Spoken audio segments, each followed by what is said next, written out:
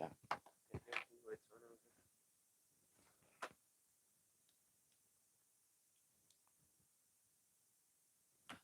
Hello, everybody. I'm Tiffany. Welcome to my quilting life. It's Sunday, so Sunday, where I'm going to sew this today.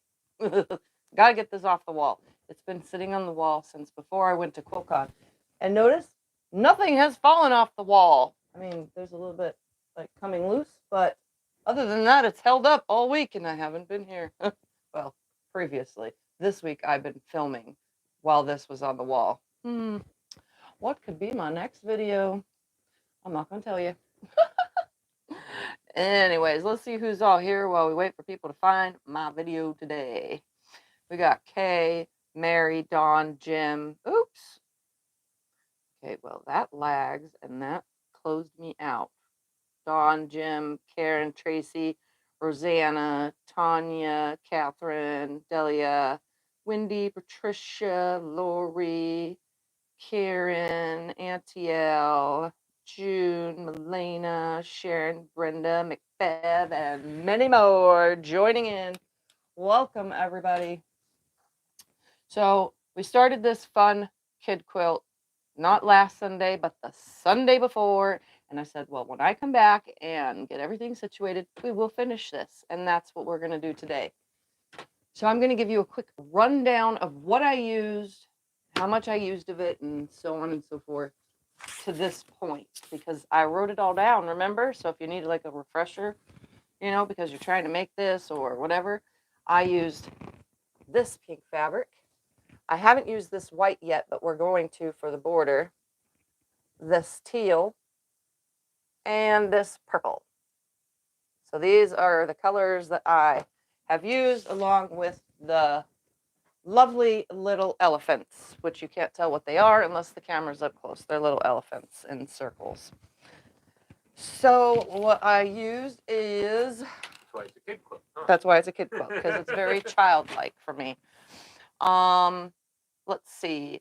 It's 1.5 yards of 5 fabrics. That's each. 1.5 yards each. The focus fabric is 4 10-inch strips, subcut to 13 10-inch squares. So I made 13 10-inch squares to make a 3 across by 3 down on point quilt. The first color is this teal color. Around the blocks, we cut 16 2-inch strips. We subcut that to 26 10-inch by 2-inch and 26 13 by 2-inch to go around all of those. The second color is the sashing, which is this pink for me.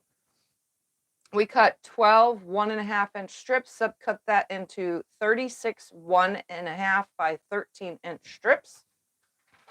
And then the third color is the cornerstones and the purple setting triangles and set-in triangles. Let's see, we cut 1.5-inch strip and subcut that into 24 1.5 by 1.5-inch squares. That's these. And then we cut 1 21-inch strip and we subcut that into 2 21 by 21-inch squares, and we cut those on the diagonally twice to get the big huge pieces. And that was a screw up at first, you know, because I have mess up cuts because it was wrong at first, but that's fine, we're making it work. And then we also cut 1 12-inch strip, subcut 2 12-inch squares and cut them on the diagonal twice, and that's for our 4 corner pieces. And then the fourth color is going to be that white, which is going to be my first border. I'm going to cut 2-inch strips off of that, and I'm going to need to cut 8 of those to go all the way around it. And then I'll finish off with either this color as the second border or all 3 colors because there's still more fabric on here. But I'll use the white to stop everything and then continue on.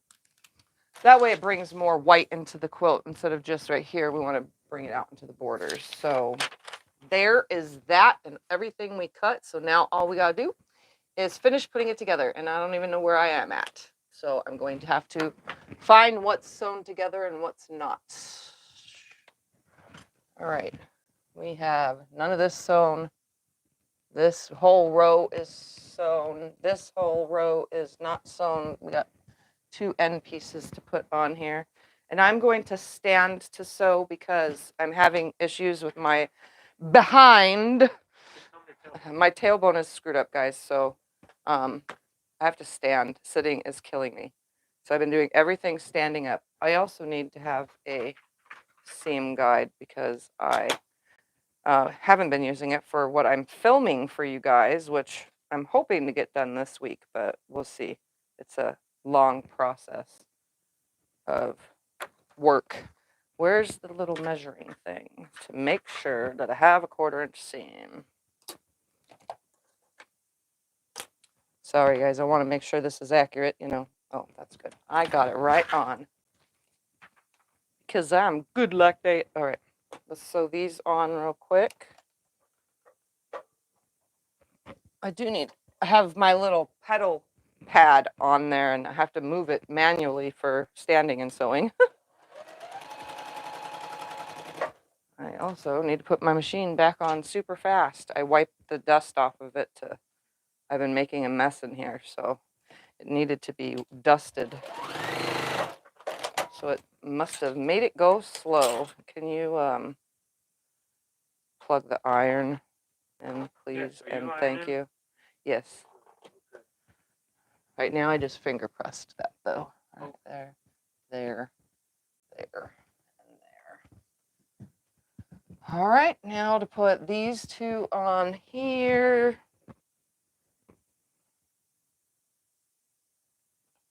This is a fun quilt, I'm telling you. It looks really, really bright in person. No matter what quilt I do, the camera does not show it properly.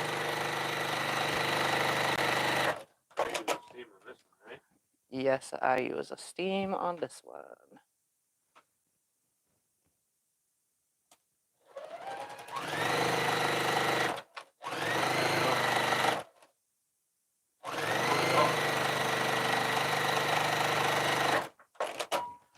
All right.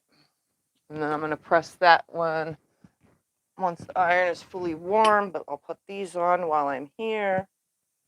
Cornerstones. Remember, this is on point, so everything's pieced on the diagonal. This darn thread. Why is it when I come on camera, I don't have no problem until I come on camera? He's going to bring the camera around so you guys can see the elephants because you can't see it. Oh, he's holding the fabric. There we go. Don't have to move the camera. That's what they look like. They're cute little elephants. And I'm pretty sure the green fabric actually goes with it. It came from the same line. All right, so I'm pressing everything towards my sashing. So I'm going to press towards the sashing.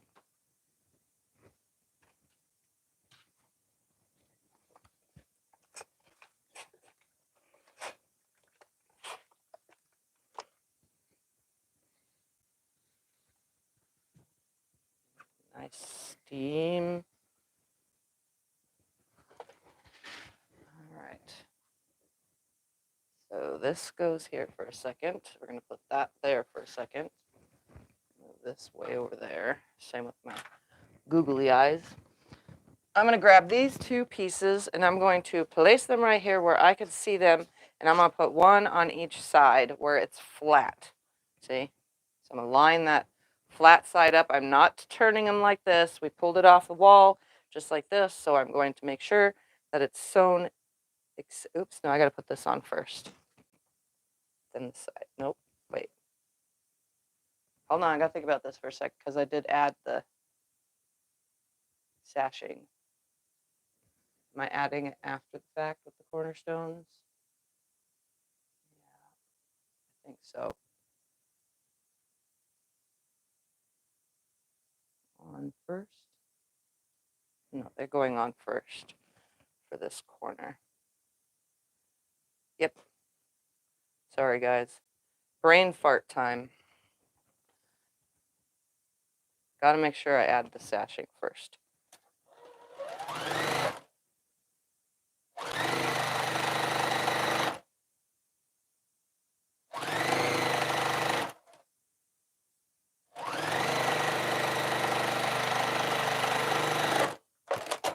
All right, then press it, then add my sides.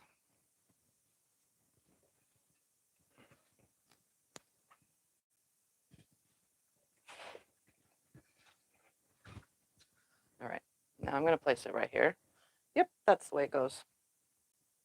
So I'm going to put one side on, then the other, and then I'll put it back up on the wall.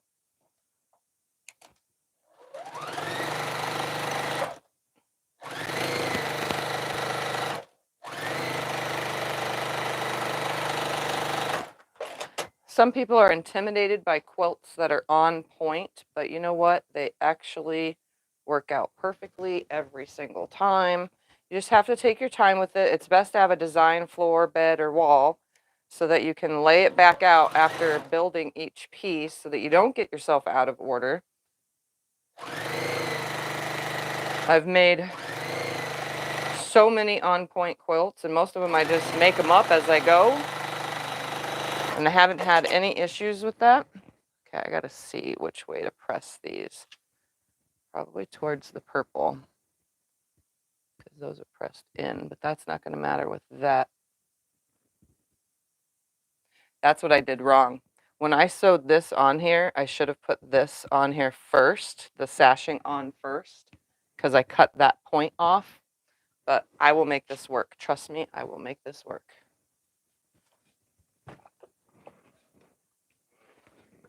Yeah, it goes sashing, then cornerstone. I mean, then the set-in triangles, side setting triangles. So this will go right here. Obviously, it's not very straight. So this should have been put on first. I'm going to go ahead and put it on now. And because it's a long seam, we're going to put some clips on here to hold this so I can keep it where it needs to be. I'm going to pre-nest this seam here. Here. With some clips. And this is going to be weird because this has already been added to, but you know, I'm going to make this work. Just pretend that wasn't cut off.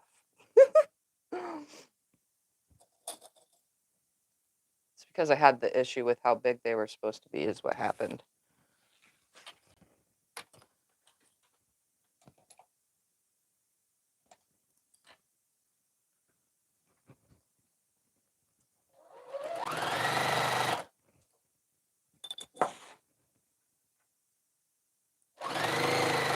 Not everybody is a perfect sewer, so don't trim off any of the point pieces. Leave those on there until we're ready. Your sashing goes on first.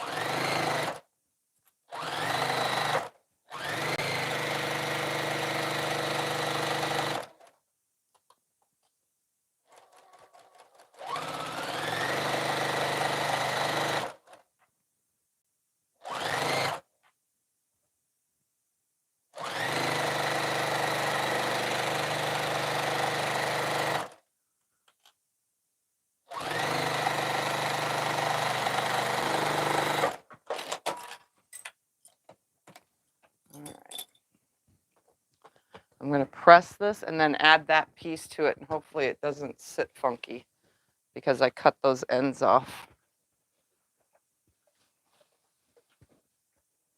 And if so, I will just add a little bit of purple there. We're going to see. Yeah, it's probably going to have a gap. It's going to have a gap.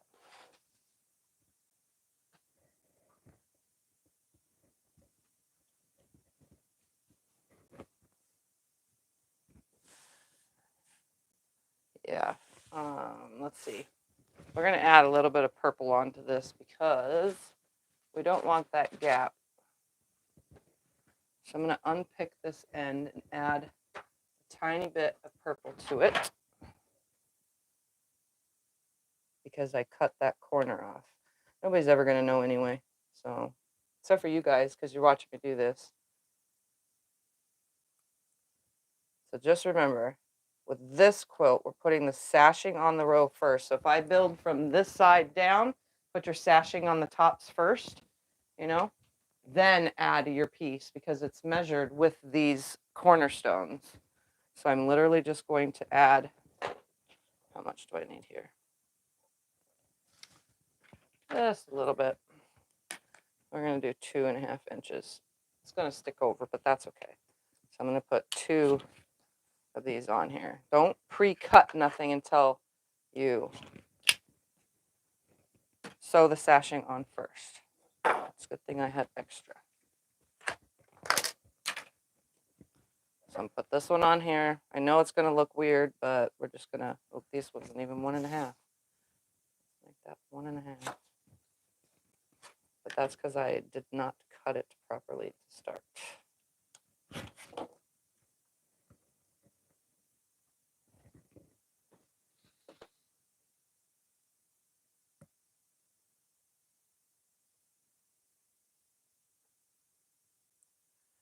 Just know you can always add if you need to, if you mess up, or if something isn't right on any quilt, you can always add.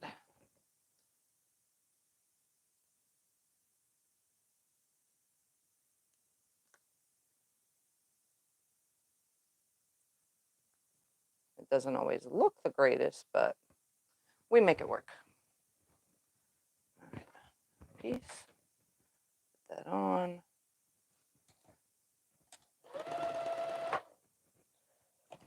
And it came unthreaded again. I'm telling you guys, this only happens on camera. Only. I'm serious. It drives me nuts on camera because I pieced all day yesterday, all day the day before, all day the day before that with no problems whatsoever other than running out of bobbin. All right, so I'm just going to give that a little finger push. Sew that on. Give this a little finger push. And sew that on. No one will ever know that I made a mistake.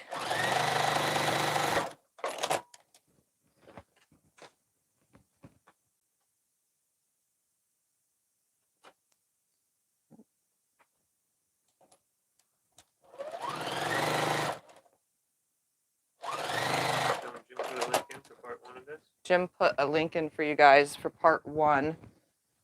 Don't do what I did in part 1. Sew the sashing pieces onto the blocks first.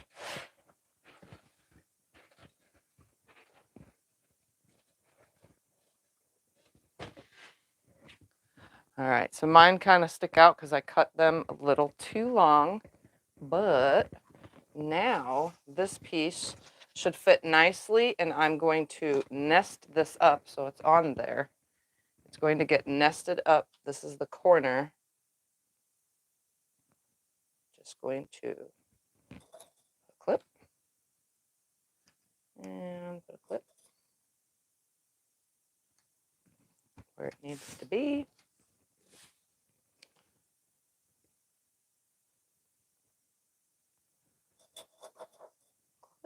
I don't usually ever clip either, guys. This is, you guys are seeing one of those rare occasions where I actually do something the proper way. I know. It's weird watching you use clips.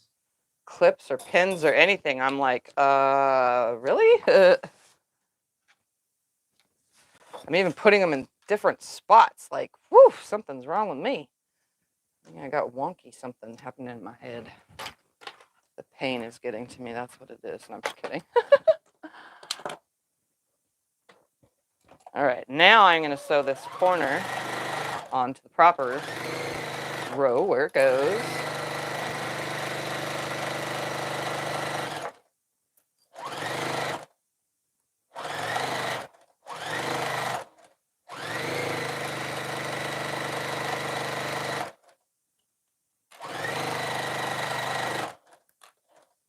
Oops, don't move. Thank you.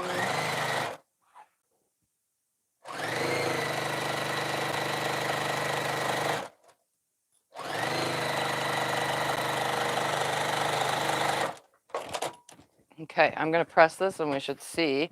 Let's make sure because I'll have a little tiny stick out. Oh yeah, that line's right up. So there's a nice line right there. Whew.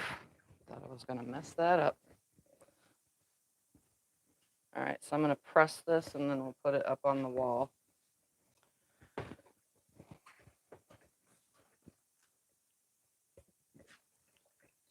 Just pressing it back towards the piece I just added, which is the top corner. It really doesn't matter which way you press the final seams.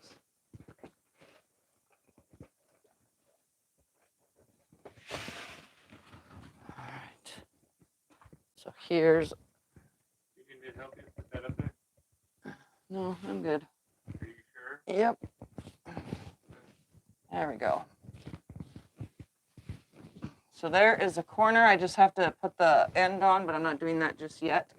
So this row looks to be pieced together, but before I do anything, we're going to piece the ends onto the sashing. So the cornerstones first. Grab this other end, put this cornerstone on here.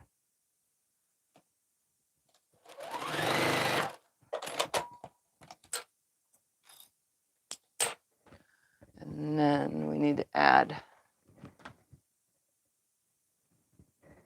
the sashing on both ends of this.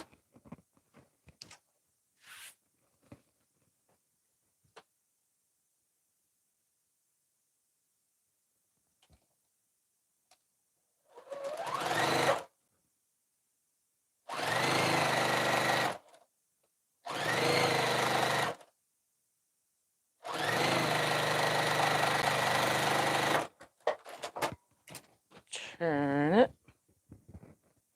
Oh, it's on the wall still. Grab that other one. So I'm going to be piecing this one with the sashing on the top and on the bottom of this row, the center row. You want that end while you're there too? Nope. I'll get it all.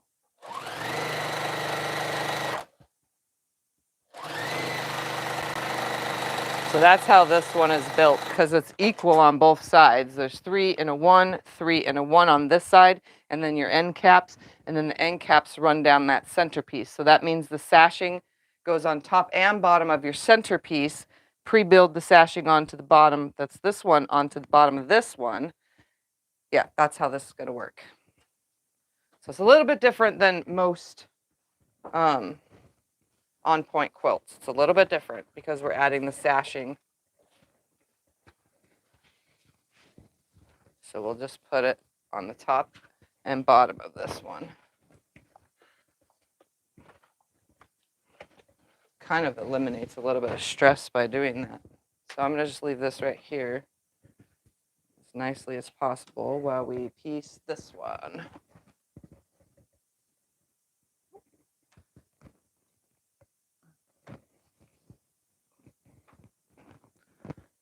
So, cornerstone.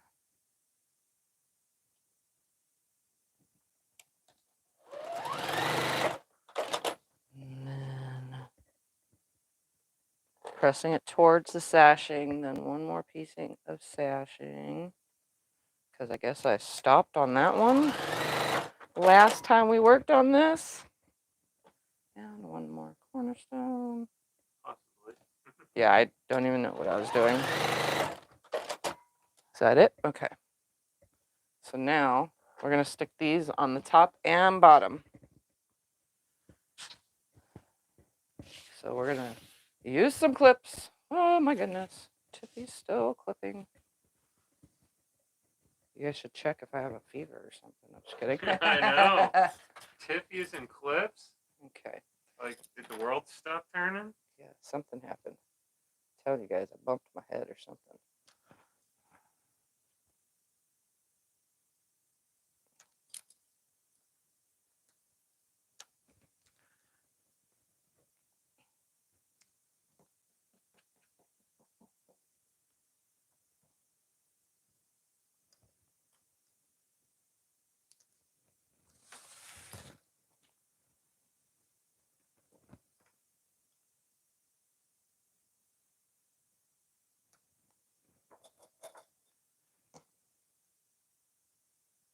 Come on.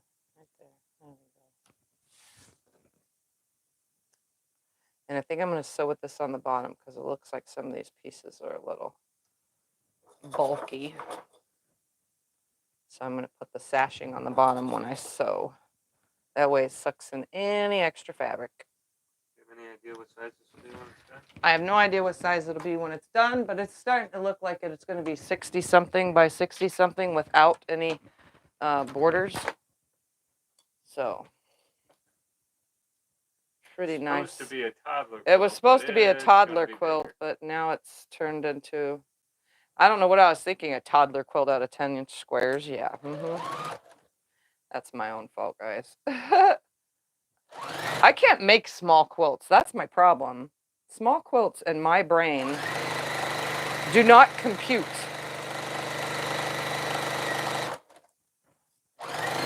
So yes, I have the sashing on the bottom to suck in any excess, fabric.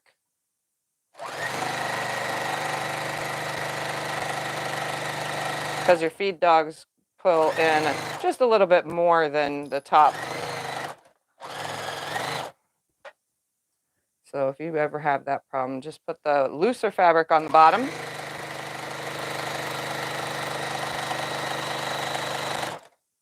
Or cut everything proper to size, because I was probably off, by 1/8 of an inch here and who knows what there. And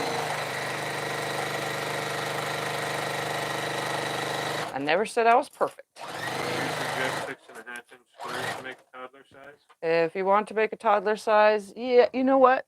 6 inch, yeah, 6.5 inch, finishing at 6, I think would be better for smaller.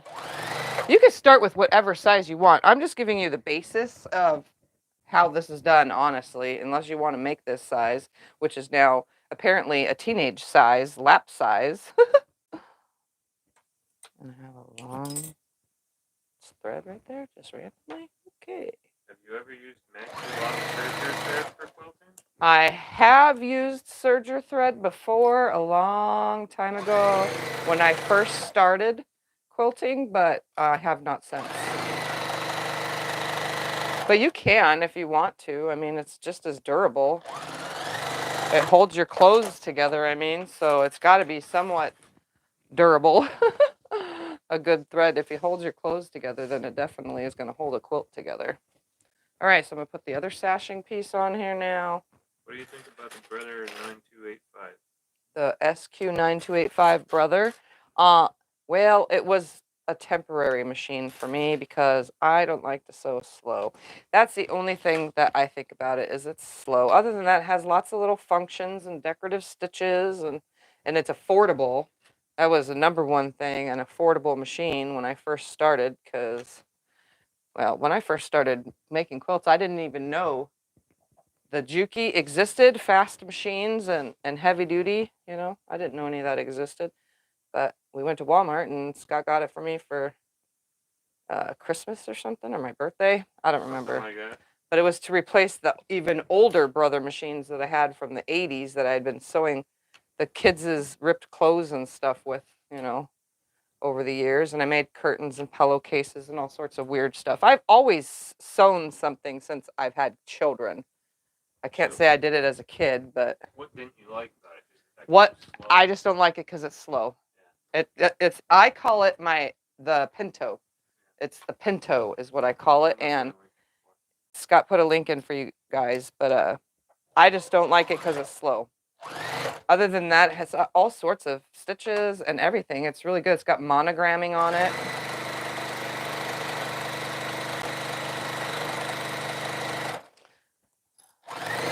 You can't adjust the size of the monogramming, but again, for a starter machine, it's definitely a perfect beginner machine. And for people who like to make clothes and stuff too, because it's, easy to use and you don't have to be fast to make clothes. Clothing, I think, is made a little bit slower. Well, at least not when I'm not making it.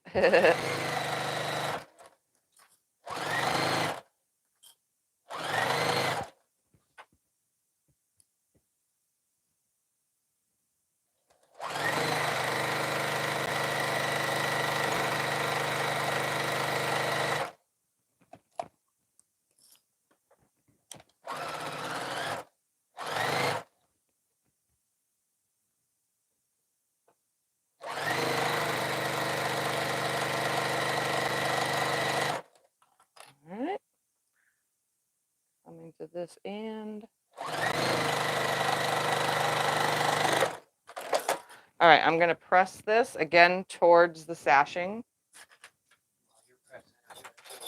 Oh, he's gonna show my. You can't hear. They can't hear anything though. I have to do it next to my microphone. Okay, well then you show it off. They want to see it. Okay. They're asking. This is my lovely gift here. Let's do this. They'll hear some of it. These patterns are cut above.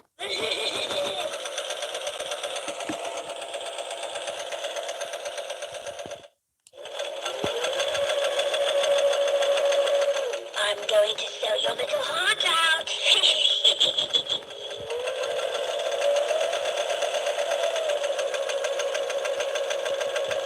This was a gift. It wasn't even Halloween. It came for my birthday, right? I thought it was Halloween, but maybe it was your birthday. Be careful. The sewing machine will leave you in stitches.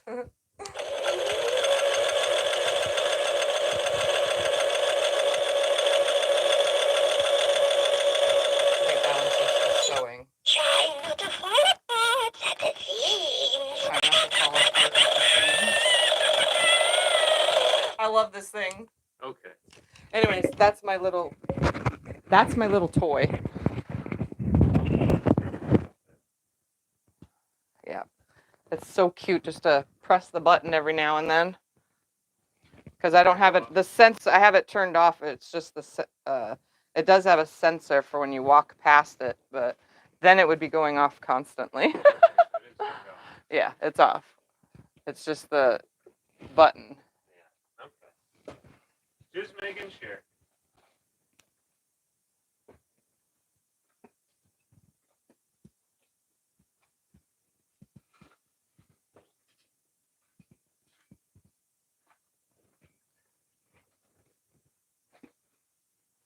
Probably should have recut all that. It's all funky. That's okay. That's what starch is for. It looks good. It's funky. Oh, stop. I thought you were ironing all the way down. This. It's supposed to be flat. See, it's all wrinkled. Yeah, I'm just pulling. So you can iron all the way to the end. That's okay. Guess what? I never said I was perfect. And you guys can't even see what I'm talking about anyway, but You yeah. want me to turn it so they can see you ironing? Nope. All right. I shall place this back on the wall right here.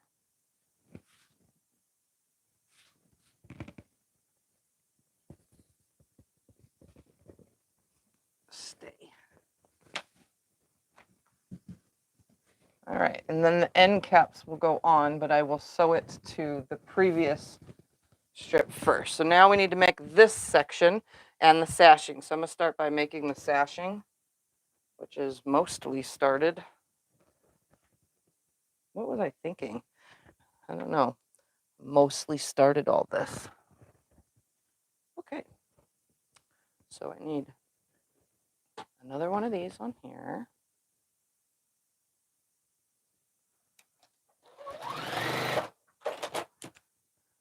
And this.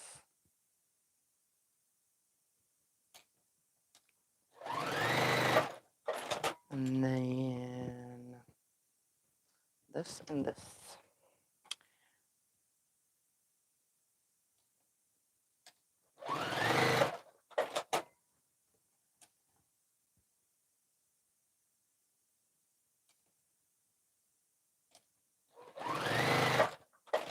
All right, and all this gets pressed towards the sashing because on the actual blocks I'm pressing everything towards the sashing.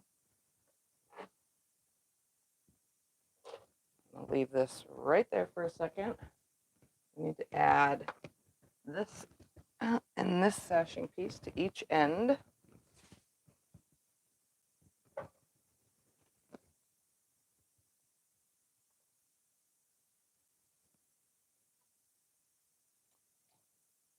Come on, right there.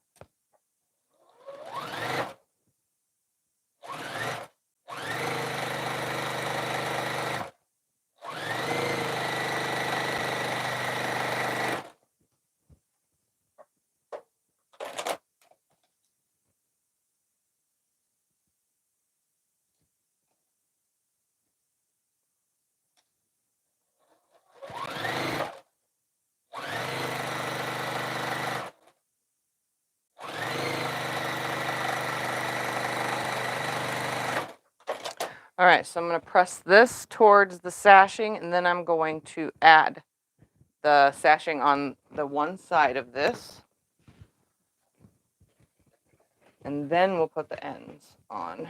On your rulers, do you put non-slip on them, or do they already have it? I do not, so the question was on my rulers, do I put non-slip on them? No, I do not. Like rulers like this one, so they kind of are, what would that word be? Embossed? Yeah.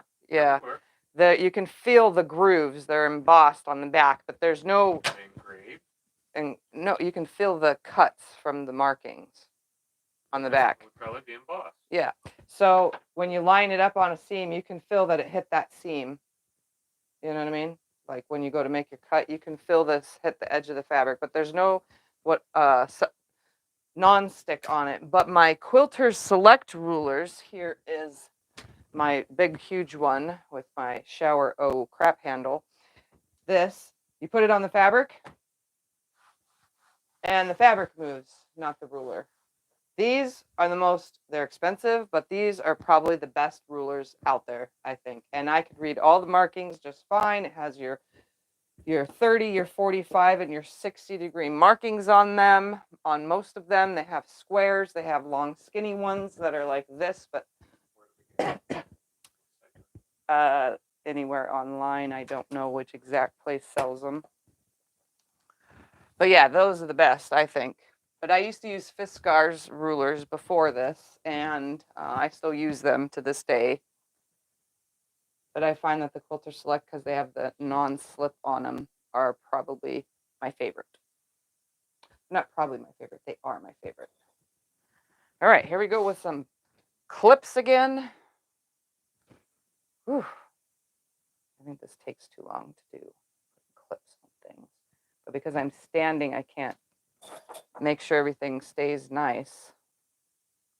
That's the bad part about standing to make quilts. Everything gets yanked and sags when you're trying to hold it off of a table when you're standing.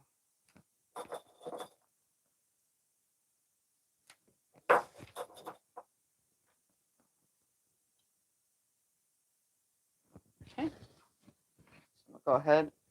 I'm gonna put the sashing part on the bottom because again, I must have just cut them like a little too big. That's my own fault, but guess what? I make things work. So that's what we're doing here.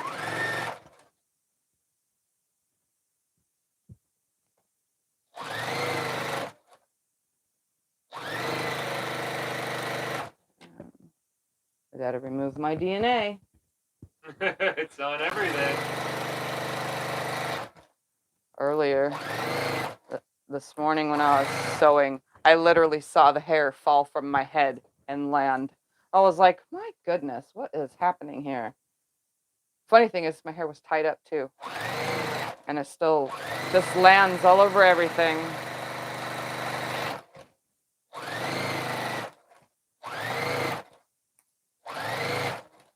All right, one last.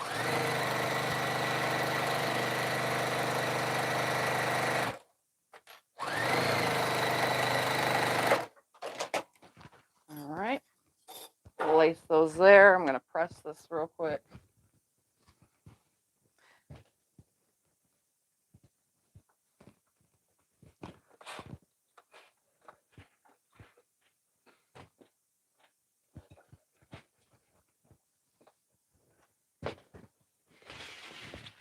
All right, so I'm gonna place this right here, and we're gonna put this one.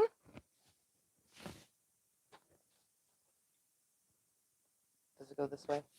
Is that the way I pulled it off the wall? I have to make sure it's the way I pulled it off the wall, is it? Yeah, it's this way. Okay. This is why we have design floors at design walls. So it goes this way. Line up at the top. Are you entering a quilt with SewingMachinesPlus this year? What? Are you entering a quilt with SewingMachinesPlus this year? When is it? I don't know. Oh, I don't know, guys. I don't know if I'm entering. I don't know when their thing is. That'll be the first quilt show I enter this year because last year I had a quilt show, but this year I did not. That goes this way. On this side.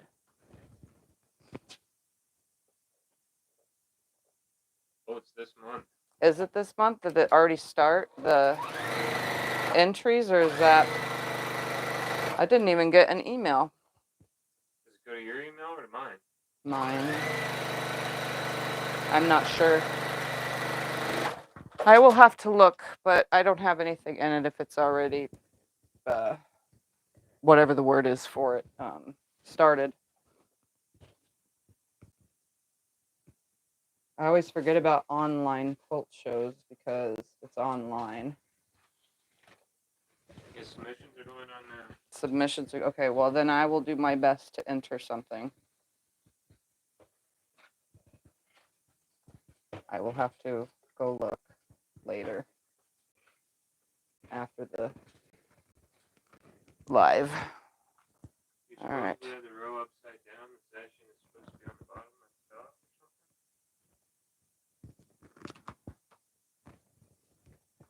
something. Goes this way. Sashing. Oh, shoot. Okay. Okay. I'm paying attention. Somebody's paying attention, not me. I just got to flip these. So let me just press them down and rip them off. Okay. Somebody's paying attention. Thank you. I would have eventually noticed once I put it on the wall and it didn't line up right. That's the cool part about live streams. You guys are there to stop me, even with a 30-second delay.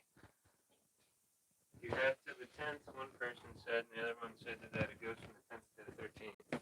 All right. Well, I will go on and enter something. Yeah, you got tons of quilts. Yeah. Enter any one of them. Your quilts are beautiful. Enter the dragonfly right there. Yeah, I can enter the dragonfly, yeah, because it's embroidery and long arm quilting and paper piece. It's a lot on that one. Yeah, just enter that. Oh, I ripped the fabric. Not. Oh. Take your time, honey. It's okay. Okay. I can't see, for one.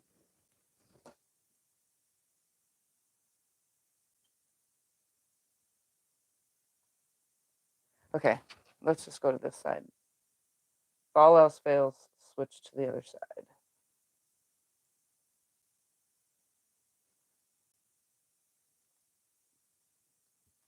Even though I'm not this direction with seam ripping. It's okay. Take your time. It's all right.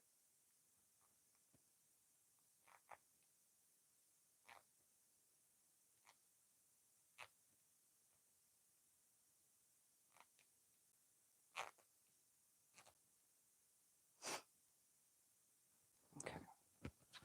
There's one.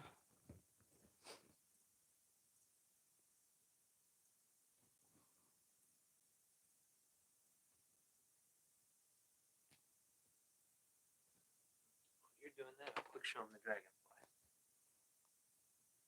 He's going to show you guys the dragonfly quilt. You might have to turn the light.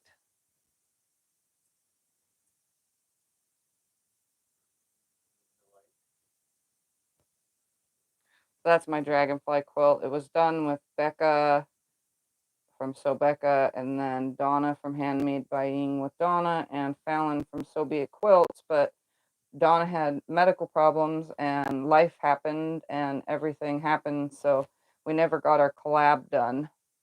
And we all finished our quilts. I'm pretty sure of it because I've seen Becca's. I've never seen Donna's or Fallon's though.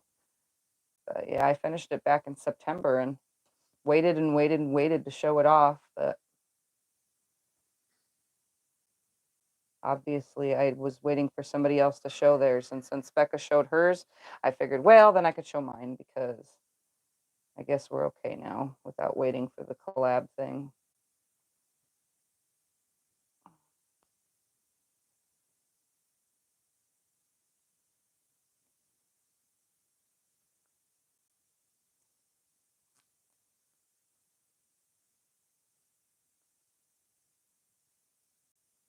All right. All right, let's put this back up. This direction, right? Ha ha ha ha. Then this will be this way.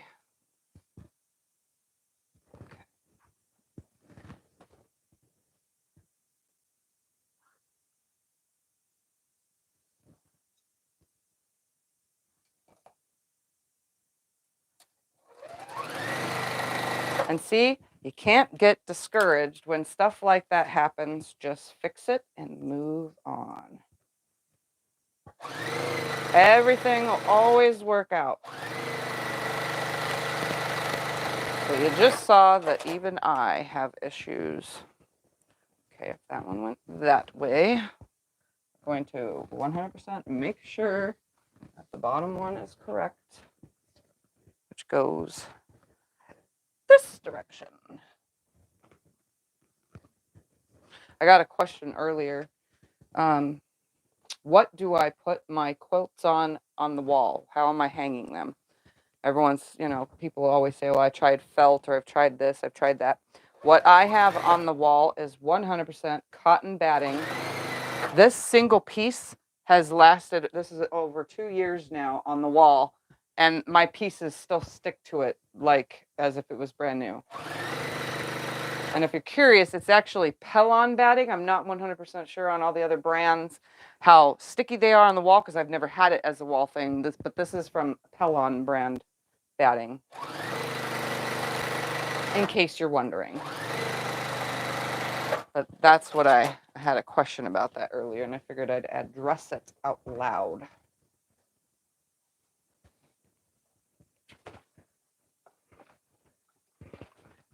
All right.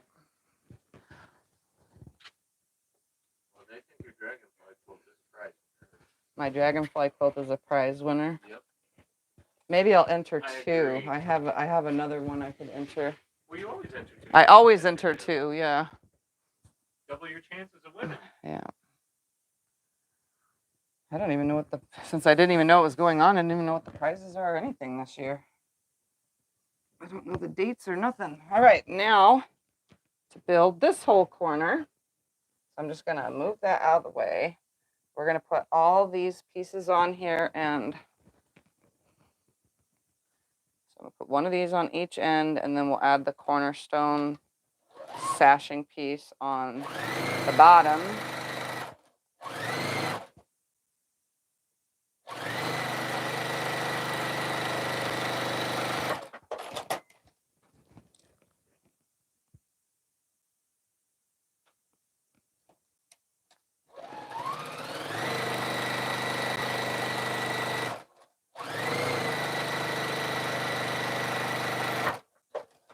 All right, and then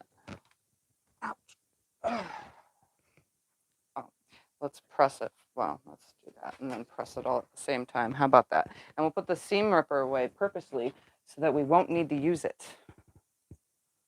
If you just put Jack out of the way, you never have to use him. Of course, today is not one of those days for me.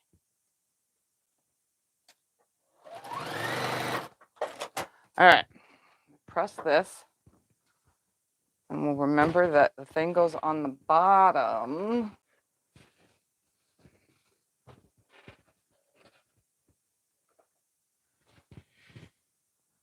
Oops, I'm a moron. You're not. I went to walk away and I didn't even press this. Stop saying such things. I don't like it. Okay. So it doesn't matter which one is the bottom because that doesn't matter. I laid all these out on the wall just wonky like because I like a wonkiness.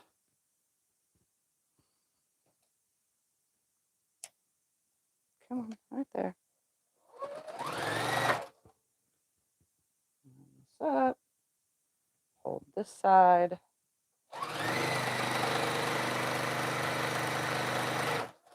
Like I said, standing to piece is a little bit harder when all the pieces are giant. Okay, now we'll press it back.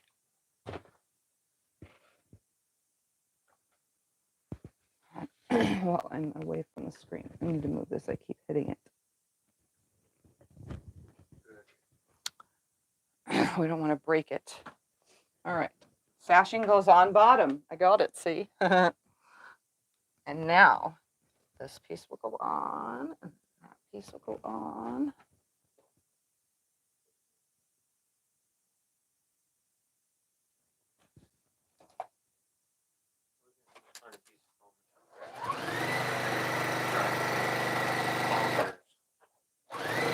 Yep, it drives me bonkers.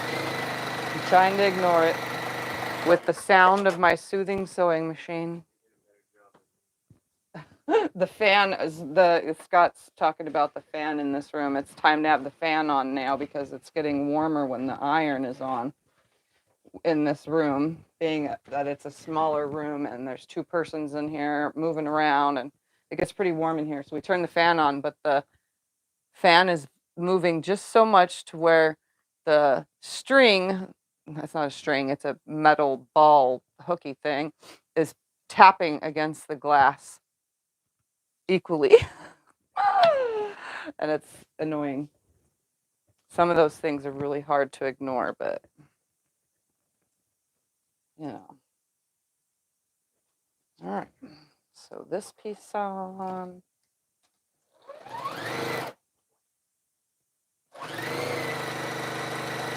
I just think of it as the soothing sound of my machine distracts me from that stupid sound. But we're talking about putting some kind of plastic or styrofoam or something around it so that way it doesn't hit when the fan is on. Oh yeah, put a piece of bubble wrap on it. Just tape bubble wrap around it. All right, so now I'm going to connect this to this one, just like I did with this to that one. So I'm going to connect these two. I do got to get rid of these ends, but I will do that when I get to the table right here. I will just nicely lop it off right here. It's just the dog ears on the ends. I'm just using the ruler and rotary cutter to do it nice and straight. And now I'm going to pin, or clip, I should say, this on here now.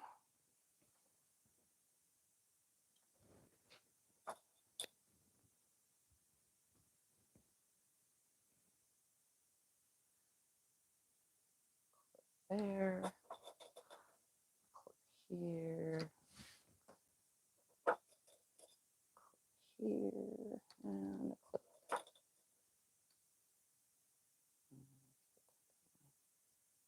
Here. Put a clip on this end here. And we cut, everything was cut to the right size. So you should have a little dog ear that's going to hang over on all of the sides of this thing. And except for that I messed up right here and had to add to it, but you're never going to even know once the whole thing is said and done. But they're supposed to hang over. It's supposed to be just the right size.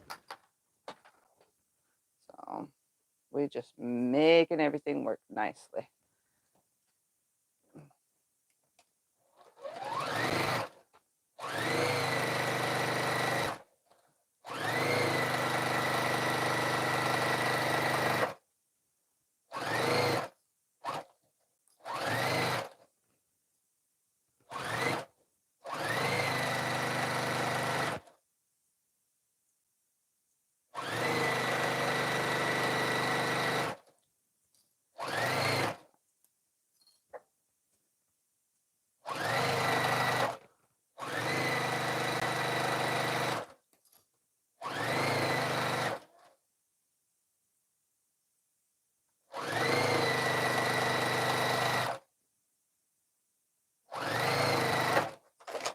All right, so you can see it stopped. I came out within that 1/4 of an inch, and look, well, it's off ever so slightly, but we're going to trim everything anyway.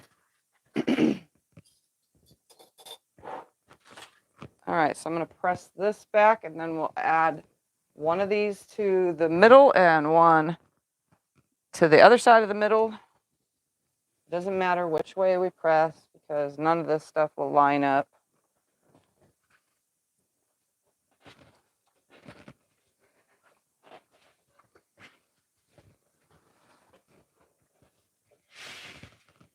All right.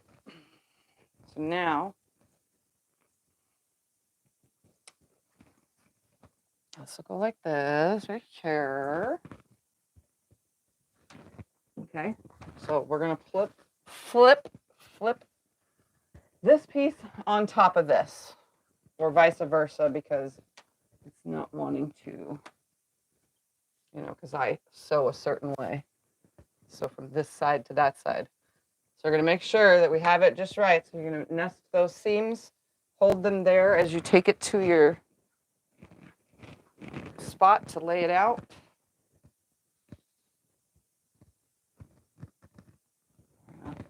Lay it right here. I have those pieces still held. We know where everything is going to go. Everything was pressed towards the sashing.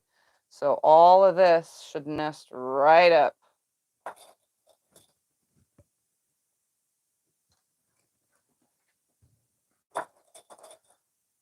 There.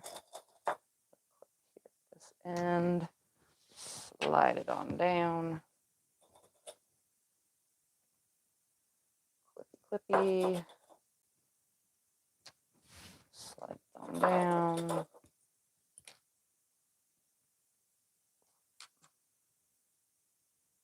Clip.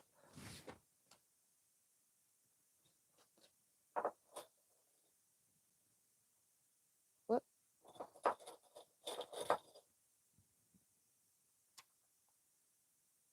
Clip. And line this end up. Throw a clip almost to the end and a clip at the end. Now I'm going to sew with it this direction.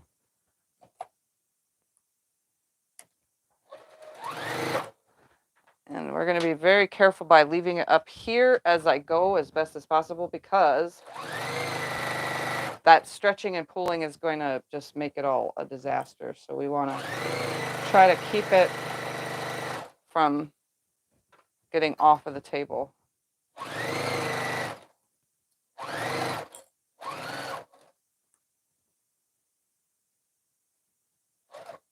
And see, it messed it up already from yanking and pulling, even though I'm doing my best to keep it from doing so. It's the only thing about standing in long seams. Just be very cautious. See, it fell anyway. I'm just going to have to hold it a certain way.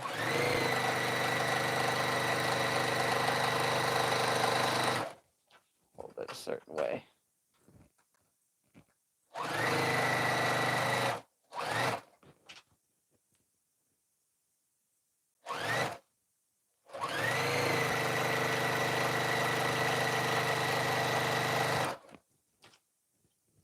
Got to get creative. You can't sit on your tush. Huh?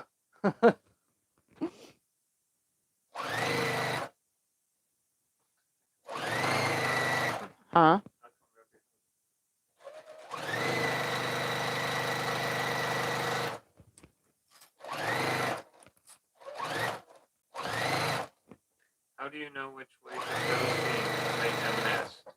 How do I know what? Which way to sew seams to make them nest? You sew anyway, as long as you're clipping them together to make them nest. You'd nest them before you go. I don't get the question. How do I know which way to sew seams to make them nest? You can sew whatever way you want to. Backwards, forwards, upside down. Yeah, clip or pin if you're having issues, to keep them lined up, just like I've done here. All right, so now I got the one side on here. I'm going to go ahead and press that up out of the way.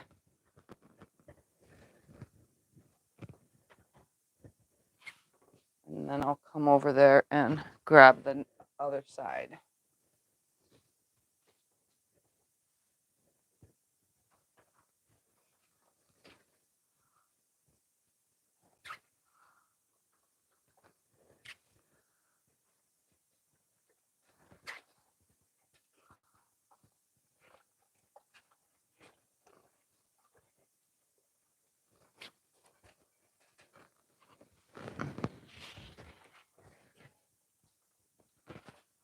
All right, that's as good as it's going to get for the moment.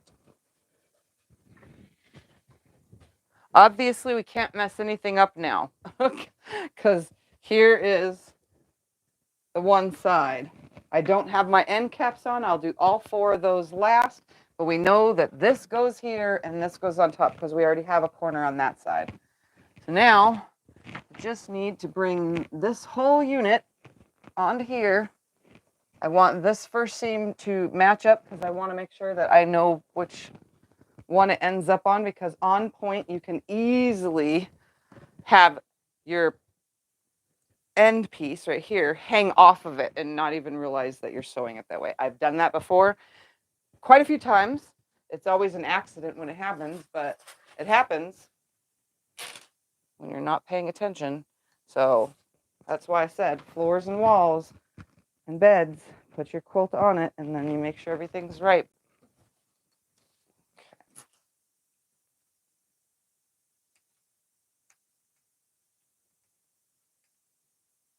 I've actually only one time did an on-point quilt without laying it out. I was able to do it, but it was a small quilt. I think I even did it on camera, honestly.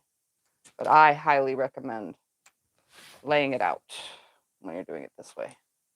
Unless you're following a pattern, an actual written pattern with diagrams. Because then you don't really need, to remember things like I do.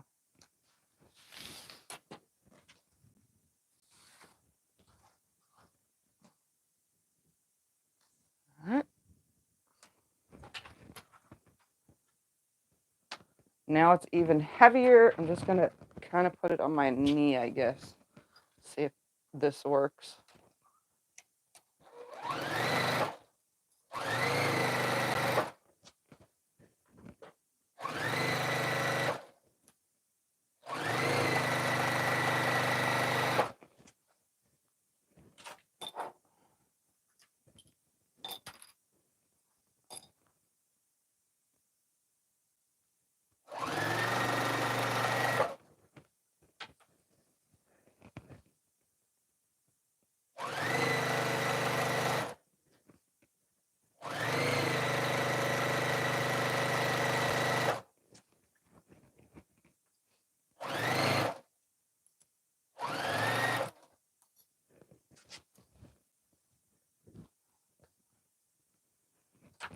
Stay. People wonder how we get covered in thread. It's from doing this.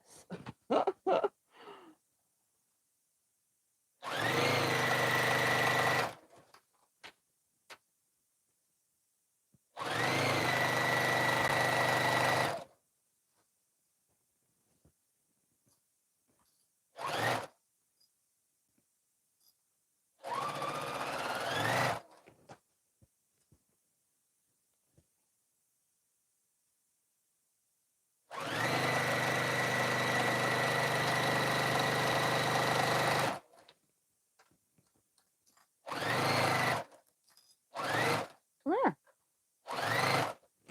Come here. He just woke up. His one eye's not even open. Mama, it's still sleepy boy. Oh, let me finish this right here. Come here. Come say hi to your You friends. got him? Yeah. Say hi to everybody.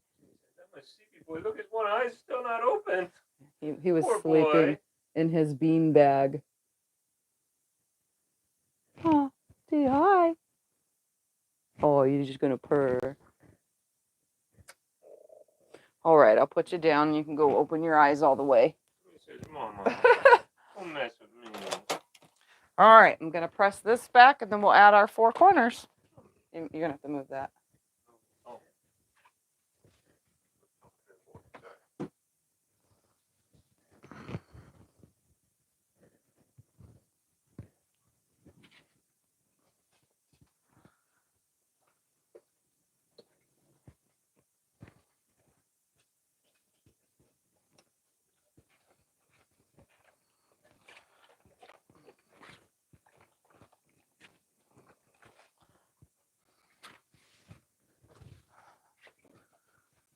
I'm surprised he came out because he was sleeping so good in his bean bag. All right. So here is our quilt without the 4 corners, which looks kind of weird, but it's not going to lay because obviously, you know, whatever. So let's add the 4 corners. I'm literally just going to lay it on the desk. I'm going to grab all 4 of my corners. I know most times you add as you go, but we did it without adding as we go. Now I'm going to take and cut off these point pieces, these dog ears, prior to sewing them on. I'm going to lay one on here. And now I just need to make sure that it's center, which I'm going to do by having a 1/4 inch stick out on both sides. That's the only thing I'm going to do to make sure it's center. So I'm going to come in at that V and then align the other side up.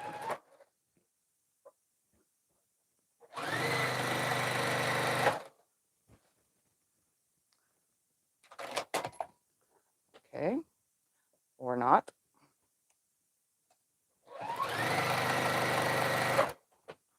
That weight caused it to veer a little bit.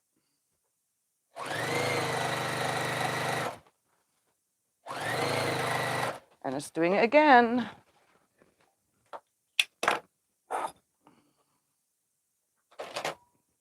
Resew it. Hold it there, right where it needs to be. Coming right out at that point where it has a little tail, and then the end should be nice and straight. So we did the math pretty darn good on this, honestly, because look at that. It creates one straight line. We're still going to trim anyway, but that came out really good. That looks great. So we did the perfect math for this. Remember, because we did this on the fly, coming up with it because I got it wrong at first. But that's okay. I had plenty of extra fabric. But if you do it the right way the first time, you don't need all that extra fabric that I had. You only need what I told you you need. So again, if you really want to find your center, you can fold this in half like this, put a little ding in it, you know, because fabric holds its memory, and then fold this in half, put a little ding right here, and then line up your little dings, you know, and put them together, put a clip in it like this, like that. And then again, it's sticking out on this side and it's sticking out on that side. I just line them up to where it's sticking out because we lined this up perfectly. This was perfect, no try math here.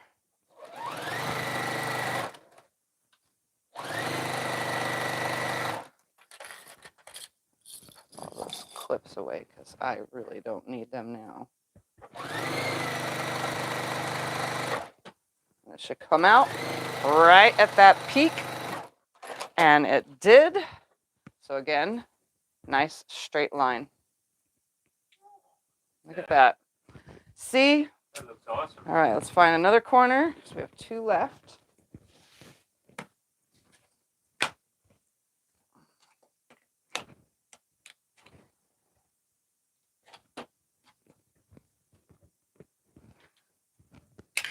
that out of the way.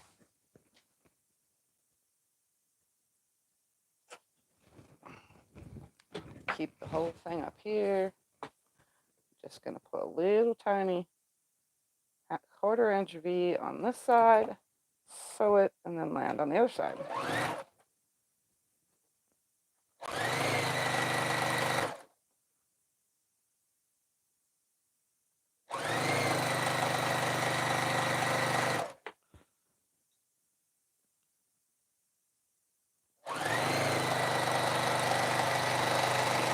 And this also has given us straight a grain all the way around the whole entire perimeter. Look at that, lined right up again. All right, one more corner, and then I'll press the whole thing and hang it on the wall for you to see, and then we'll put some borders on it because we have plenty of time to do that. And you guys can decide borders with me. We can just figure it out together. We'll do the white one first, though, and then move on, because I have a little bit of each fabric left. But at this point, this is a completely square quilt.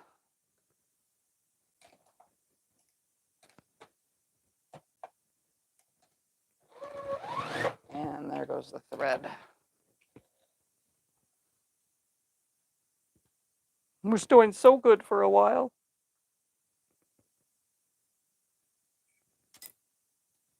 Let's try that again.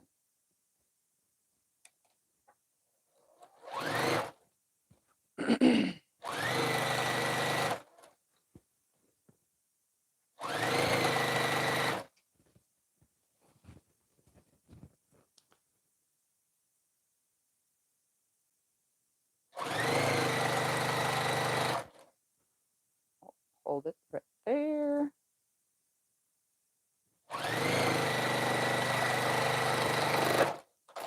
And let's check this one. Look at that, nice and straight. You might not even have to trim this whole thing. There was only one that was off a little bit.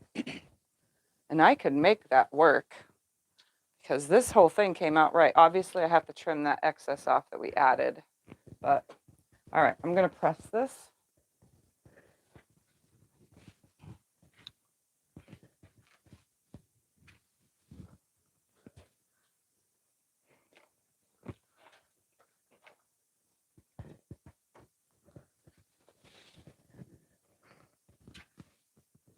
Yeah, it's about 60 inches at this point before adding borders. I will use a measuring tape in a second when I'm done pressing.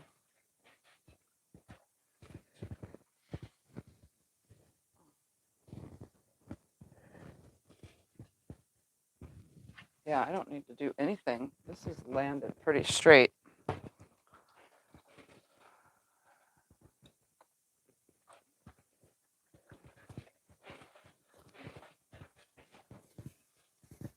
Everything's pretty darn level here.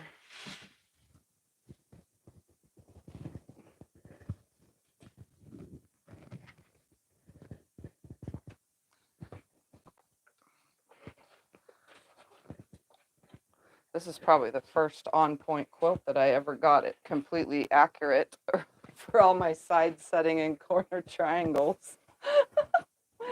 Usually I make them a little too big and then trim everything down. But these are like perfect. So we're gonna place this on the wall.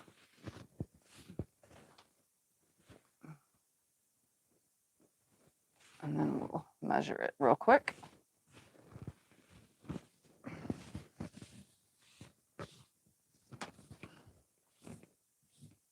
Obviously, I'm not going to get it to lay completely flat at the moment, but I'm feeling this is 60.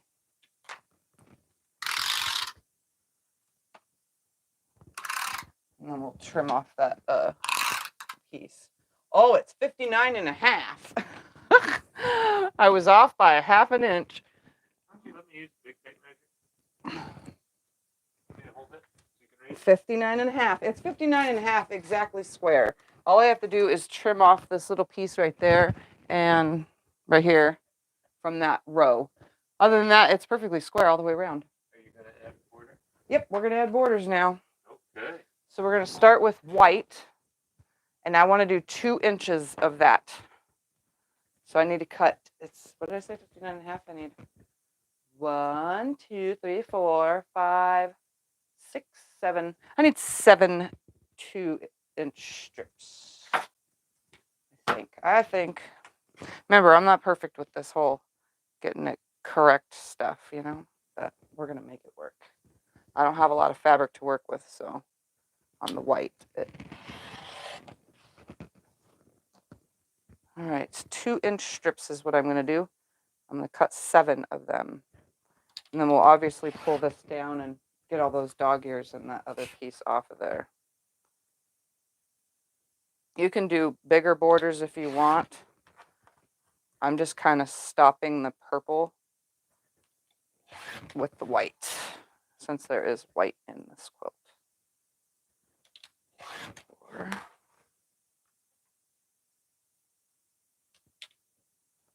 Oh, funky.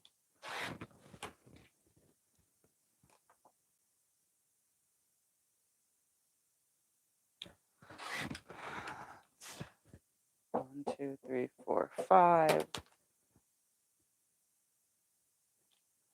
6, and one more.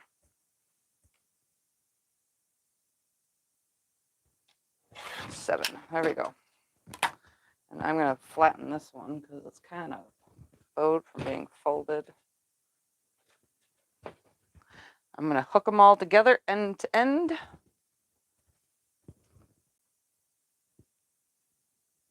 This is a tone on tone, so I got to pay attention. I do straight seams when I do my borders. I don't do 45s. And normally I would cut, but I'm going to cut after the fact. So I'm going to sew my seam and then cut away the excess fabric. Because that's just where I am at right now in my brain.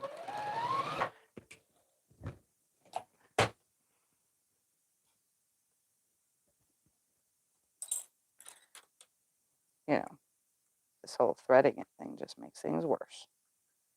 And I can't ever get the needle threader in the hole because I can't see it, but I don't want to put my glasses on for the 2 seconds it takes to look at it. Let's try this again.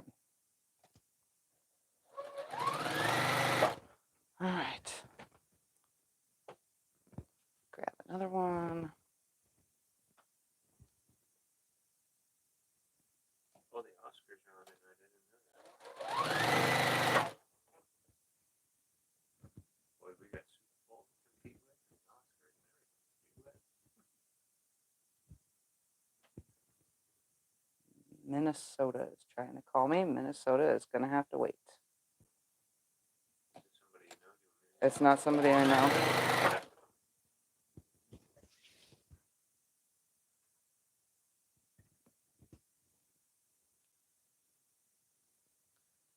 All right.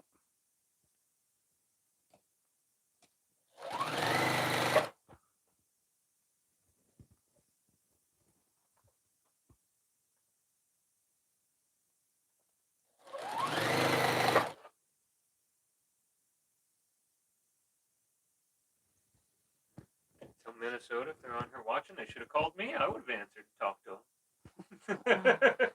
Yeah. Probably just some kind of trying to sell me something that I don't need or want. Where did you buy that t-shirt? This t-shirt was bought for me at QuiltCon. My friend Becca got it for me because she's so nice. Yes, you guys should check Becca's channel out. She's amazing. All right, so I'm going to cut my 1/4-inch seam off of all these, which is pretty much just cutting the selvage off because I didn't do that at first, but I'll take the time to do it now. And then I'll press all this real quick.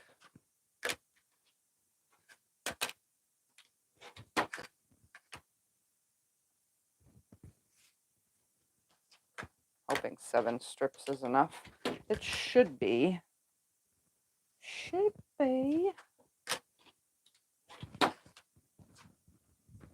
All right. Let me just give this a quick press.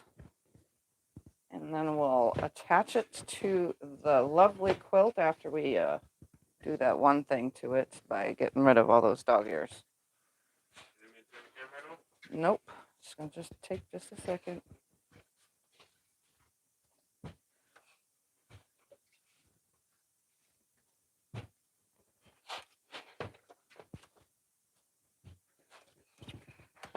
Just pushing all these seams down.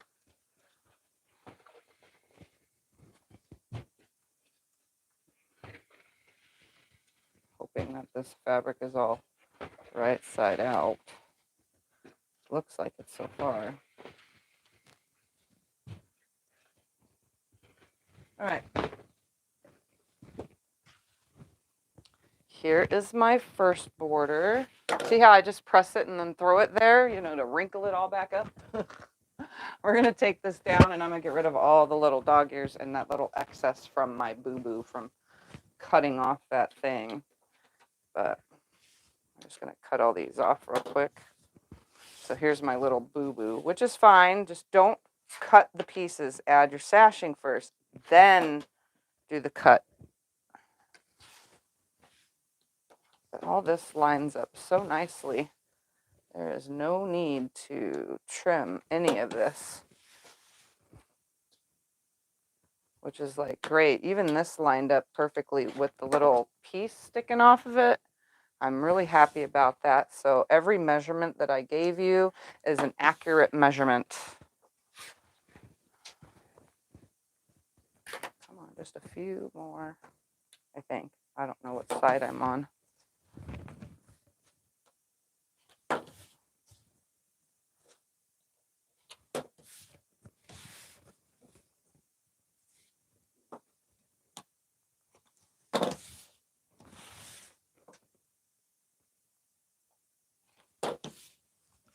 All right, all sides are done. So it really doesn't matter what side is top, bottom, and sides. So what I'm going to do is just start adding, and I'm going to have to sit for this because this will get so messed up if I don't.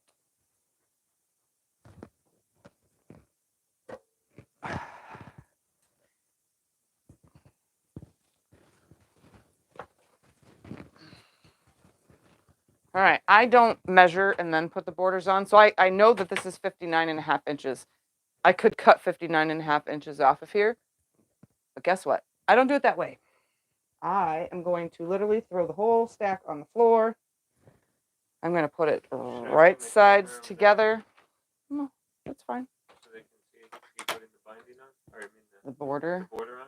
No, I'm good. Are you sure? Yeah, I'm pretty sure they don't need to see this up close. You guys get what I'm doing here, right? Oops, I forgot to cut the starting. Selvage. The word did not come to me, like at all.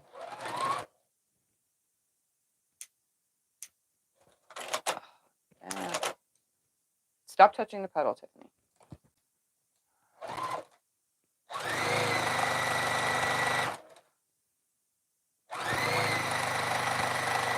I'm not pulling or tugging or anything. I'm just laying my border on here and sewing it. This is where I don't get wavy borders because even though I do it this way, I'm just laying it on here just as if you were to clip it or pin it or whatever. Just holding it in that next spot. I sew, I adjust it, hold it in that next spot. And even if I did get a wavy or wonky border, guess what? I'm my own long armor, so I can't complain about it. Am I out of bobbin? I don't know. Yep. It ain't the top thread, it's the bobbin. Right, let's find one that's white. I'm making sure I use white or gray because this is a white border that I'm adding. And I'm using white on the top anyway, so might as well have white or gray in the bottom. Are you gonna do any mitered corners? You know, I probably could with the final 3 borders because I was thinking of using all 3 of the fabrics. Create a strip set and then miter them together.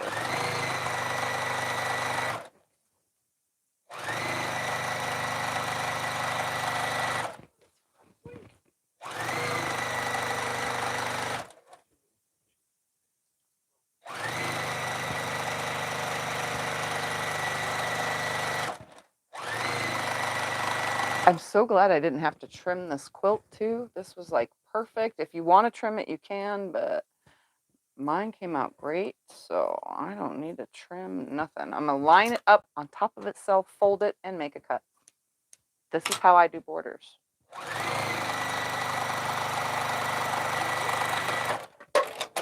All right, then I take it to the opposite side And then I don't just use the side I cut off. I literally take this to the opposite side as well. So I have an equal proportion of where the seam lands on each side. That, I don't know why I'm picky about it, but I am.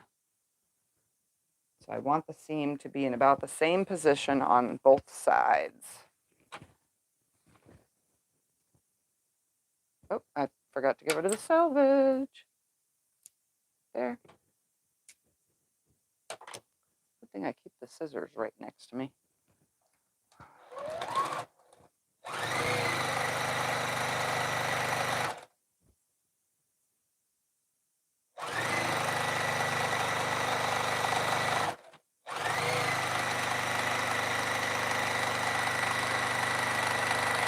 I will continuously sew this one.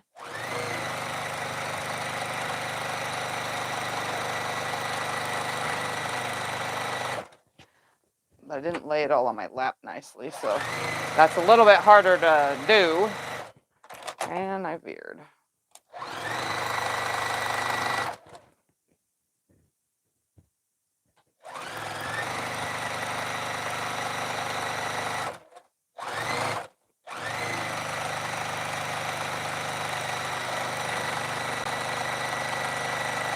All right, once it's all on the table, I fold it on top of itself, line everything up, and make a cut. And then the same side I'll work to do the next side with. I'm wondering, since this is white, I think I'm going to press this towards the purple because it's white. It's going to take an extra minute to get the thing pressed in that way, but I think that's how I'm going to press it because it is a white and it's pretty see-through. So anything about white. Okay, now I'm going to see where the seam will land. Okay, good. Does not land on a seam or within 3 inches of one. I don't like that. I don't know why I'm picky about it, but I am. Here we go.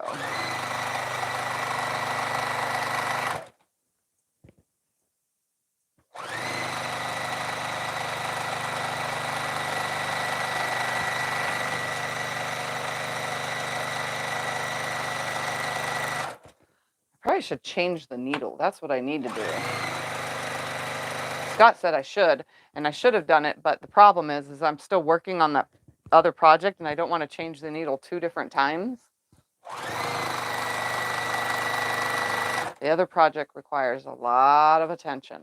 It's taken me hours upon hours.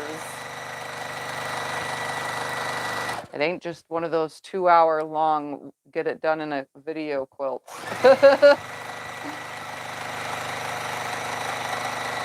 But I'm hoping you guys will like it. All right, I'm going to finger press this towards the purple real quick, right here at this end. And then when I take it to the iron, when it's all done, I will make sure all of it gets pressed. All right, once it's all on the table, line itself up. Make the cut.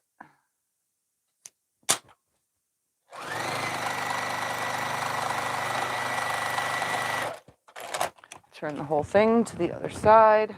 And I'm going to do the same with the border fabric that's on the floor. I'm going to find that other side so I can have the same seam on each side.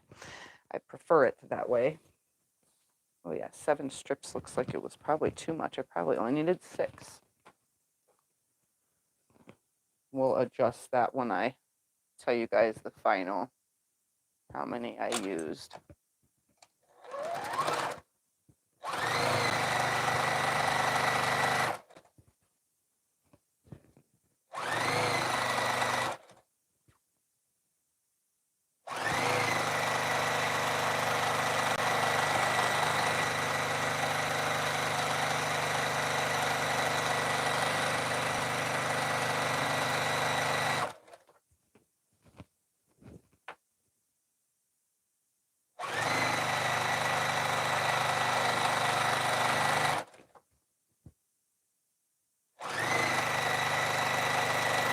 There is an app, though, if you really want to be more technical about things. There is an app that tells you how many pieces and how much yardage and all that you need for a border.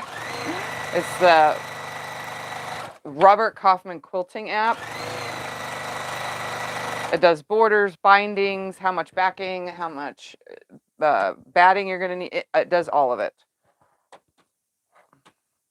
So if you really want to be technical with everything you do, when you're just making things up on the fly like me, yeah, so you only need 6 strips, not 7. I'm going to write that down on my paper.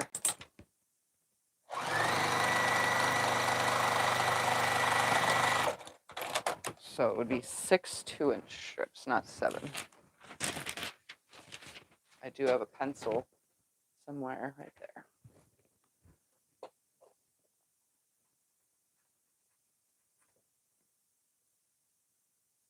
So 6 2-inch strips for the first border. All right, let me press this real quick. Let's move that because it's pencil right on that white fabric. This will take just a second because I am pressing it towards the purple, which is a little bit harder to do, but we're going to make it work.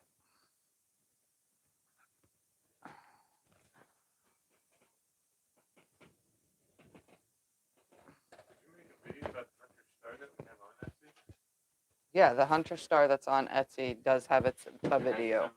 Mm-hmm. I would say 90% of the quilts have a video. Then there are those random rare ones that I don't film, or I just make it because I needed some me time to sew and I didn't want to be on camera. I know there's a few of you out there that don't understand why I do that because everything I do is on camera mostly, but there are times when I just don't want to be on camera. It's not that I'm camera shy, never have been, never will be. It's just sometimes, you know, I just want to be by myself. This is not one of those times. I'm showing you guys everything. We don't have a name for this quilt yet, do we? A fun kids quilt. It's called a kids quilt? It's going to be called a fun kid quilt. Elephants. I don't know. It's just be. I don't know. I don't have a name. If you guys want to name it out there and out there in YouTube land. Jim put a link for the Hunter Star video, by the way. If you guys want to name this quilt, go ahead. I will even make a tag for it and put the name on it that everybody agrees upon. But you'll have to see what it totally finishes looking like, and then we can decide upon that whole name thing.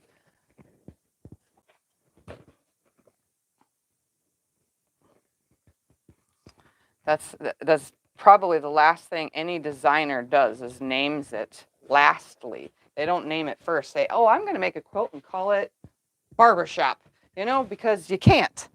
Not until you know what it looks like. Then you name it. We don't know what the rest of this looks like yet. It's Easter elephants. How about that? Easter elephants? Well, Nah. it's Easter colored and they look like Easter eggs. Yeah, they kind of do look like Easter eggs. But is there really elephants at Easter time? Yeah, you never know. I know, right? It doesn't have to be an Easter I bunny. know. There could be an Easter elephant. Why can't we just call it pink, purple, and teal? You know? We got spring has sprung. We got circus. Spring has sprung. And you know what? It's almost the beginning of spring. Because winter is over here. There is no more winter here. We got spring elephants. Spring elephants? I like that. Elephant. There you go. Elephant. That's I like that one. that. I like that one. Yes. Elephant.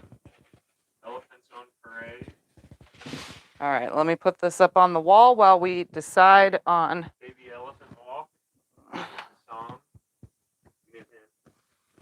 Stay. Here. I got you. I got you. Butt is hanging out. Yes, it is. It's not. I saw it. All right. That should stay for now. We're going to see something, though. At this point, it is. It was 59, and half. Now it is, what is that number down there? Oh, I was gonna hold the thing. Oh, it's not long enough. No, it's not. Why don't you use the real tape measure? Why do you always use that dumb thing? You have a real tape measure there. Just, I'll hold it up there. You go down. it is now 63. Let's see if it's 63 the other way. I'm sure it would be. Even though it's not fully laid out. But, I guess 62 and a half. oh, well, it isn't smushed out either. It's very I'm wrinkled. sure when it's flat, it'll be 63 by 63. Yeah, right now it's at 63 inches. All right. Now here you go. Elephant eggs. Elephant eggs. Elephant eggs. Elephants don't lay eggs. Darn it. Well, They can, I guess, in children's worlds. All right, let's see how much we got of all this. There's not very much of this one. We already did the white. White is done. Bye-bye white. You can go over there. Then we have one person said pink for the outer border. smallest of the pink, and the most is Purple. purple. So, Can't really do purple. We got too much purple right around the edge already. yeah, but what I can do, if I only needed 6, I could only need 6 of this. So if I do 1.5, 2.5, and 3.5, and turn it into a mitered border, it will still end with purple, and it will look really cool, I think. 1.5, 2.5, 3.5. That's what we're gonna do. What do you guys think? This is what I have left. Can you see the table right here? Okay, I have a small amount of this, a medium, and a large amount. I didn't even measure in inches, but I'm pretty sure I can get 6 1.5 inch strips from that, and 6 2.5 inch strips from that, and 7 3.5 inches from that. I think that would be cool. And then miter it. One person said use all 3 for a scrappy border. So I was thinking, here, let's just do this. How far over which way can they see? Oh, they see equal both sides. Elegant elephants. Elegant elephants. Ooh, I like that. That's a good one. I still like elephant. Hold on. We're going to do pink. Then it would be a small. And then this one would be bigger. And I'm going to have a hard time holding this. And then this one will be the biggest. Let me see if I can hold this out of the way and then you guys could see. So that would be 2.5, and then that would be 3.5. Can you see over here? So it would be a skinny one of that, then this, and then that. And then obviously the corners would be mitered. So I'd make a strip unit of all these and then finish it off. So it would go pink, this bigger, and then that bigger. But not no bigger than 3.5 inches, because it doesn't really need to be that big. Do you have binding? Binding can just be the leftover of the purple. It would just be a float out. You know, it would be the same color, so you wouldn't even see it. Okay. Yeah, they're kind of like All right, that's what we're gonna do. We're gonna make a long, giant strip unit with all of this. So I'm gonna cut 1.5, 2.5, and 3.5 inch pieces, and we'll make a really long strip unit. So we're gonna just cut 7 of each. That way each, no, yeah, because I only needed 6 and 7. I had lots left over. All right. Yep. We will cut 7 of each. So I'm going to start with 1.5 inches on the pink.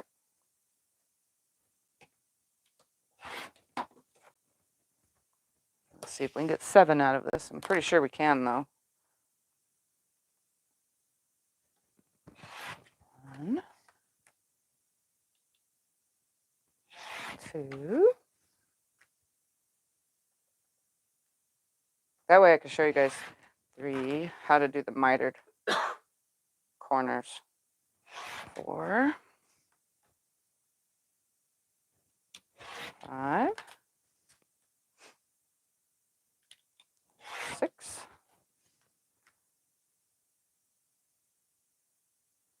7. Set that aside. Okay, 1.5s are done. Cut at least. Will it finish at 1 inch? Yes, it will finish at 1 inch. Sorry. So I have a hard time repeating the questions. My brain doesn't compute the repeat back. Sorry, guys.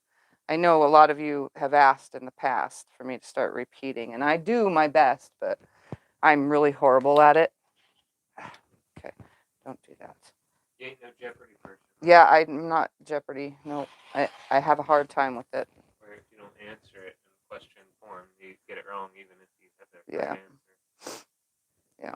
All right, so now we're cutting 7 2.5-inch strips. So there should be plenty for me to miter those corners. 3, Oh, Candyland quilt. 4. Candyland is cool. I like that. One said name it Big Top. 5, 6. You liked Elegant Elephants. I liked elegant elephants, I liked Elephant. and Scott likes elephant. 1 2 3 4 5 6 7. 2.5s. Okay, set this aside. And there's plenty if I needed to add that 8th piece, you know. Dumbo Dots. There you go. Dumbo dots. That one works too. It does because they're And they're dots. wonky too. Yeah. Dumbo drank the beer, so he's a little wonky in acid trip world. Elephant candy. There you go. Elephant candy. That's a good one. All right, we're doing 3.5 for this last one. Bubbles. Bubbles. They do look like bubbles. 1, 2. This fabric is from 1995. The year is on it, on the selvage. The purple? 3. Yep, on the purple. Nothing wrong with that. No. It's older than any of our kids. 4. And it looks like it got wonky. Gumball. Gumballs. Elephant balls? I'm sorry. You know, every now and then you gotta have a little funny, right? 1 2 3 4 5. Oh, pastel Skittles. Or just Skittles. Yeah, just Skittles. 1 2 3 4 5. Sorry, I have to keep counting and my brain just doesn't do it. 6 and 1 more. And then I got to sew these all end to end, which I'm just going to line them all up, cut all the selvages at once, and sew them end to end. There's enough left if I need to add an extra piece of any one of these, I can. All right, so what I'm going to do is stack them all on top of each other, cut all the selvages at once, and then I'm going to do my little thing that I do with border fabric, where I take the bottom and slide it out. It's a nice little trick. Well, it's not really a trick. It's actually something I do, and it works perfectly. I'm just stacking all these up so I can cut them all at the same exact time. And when I fold my fabric on the little bolt things that they're usually on, all of the selvages, I line them up when I line the fabric up. So everything is at the end. So I know for a fact I'm cutting both sides and not missing anything. So those are ready. More than one person has chimed in about the Dumbo Dots. That might have to be his name. Dumbo dots. 3 people now saying that one.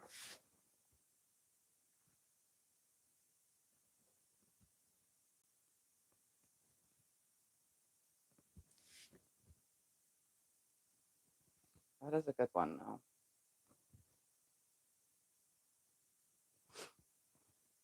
But are anybody else's quilts? Here's another thing to think about. If I make this the title of this quilt and you guys want to make Dumbo dots, are you using elephant fabric as your focal fabric? You know? Sometimes naming it after a specific element on the fabric makes it hard, other than the design. But that's okay. It can be called whatever you want to call it, because Well, then what kind of quilt is it? it is an on-point quilt. So how about elephants on point instead of elephants on parade? Yeah, elephants on point. Then you'd have both of it. The quilt pattern design and the fabric picture design. Yeah. And then you guys can call yours blah, blah, blah on point. So if you had tigers on yours, you can call yours tigers on point. If you had lions, you'd be lion on point. Everybody lies on point, you know? We watch too much House. Everybody lies. All right. Sit down for this again.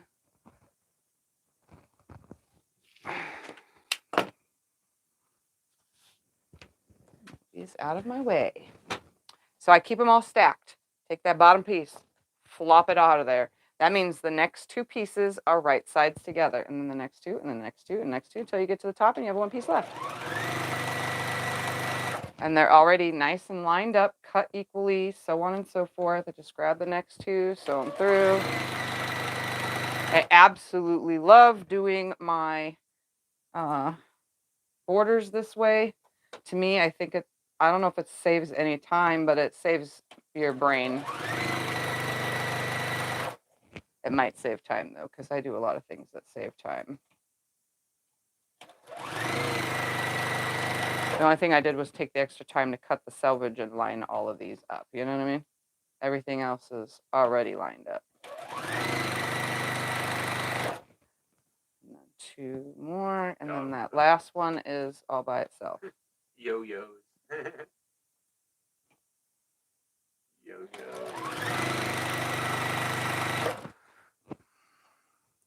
Okay, bottom one, gone.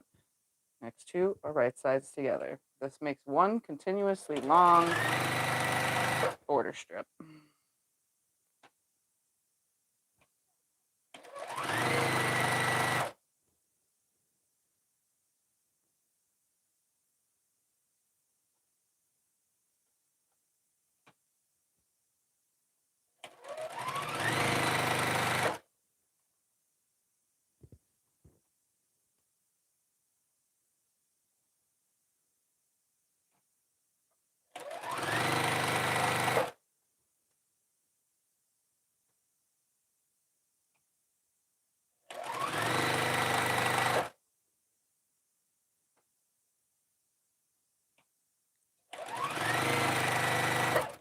And then there was one.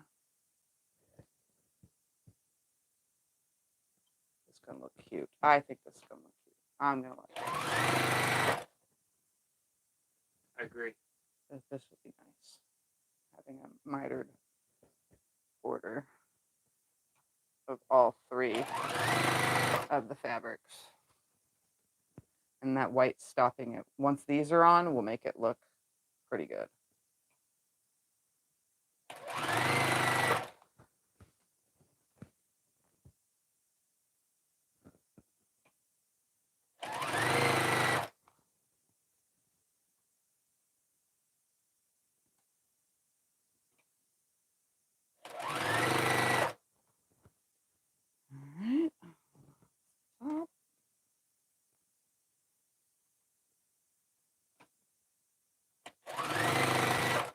All right.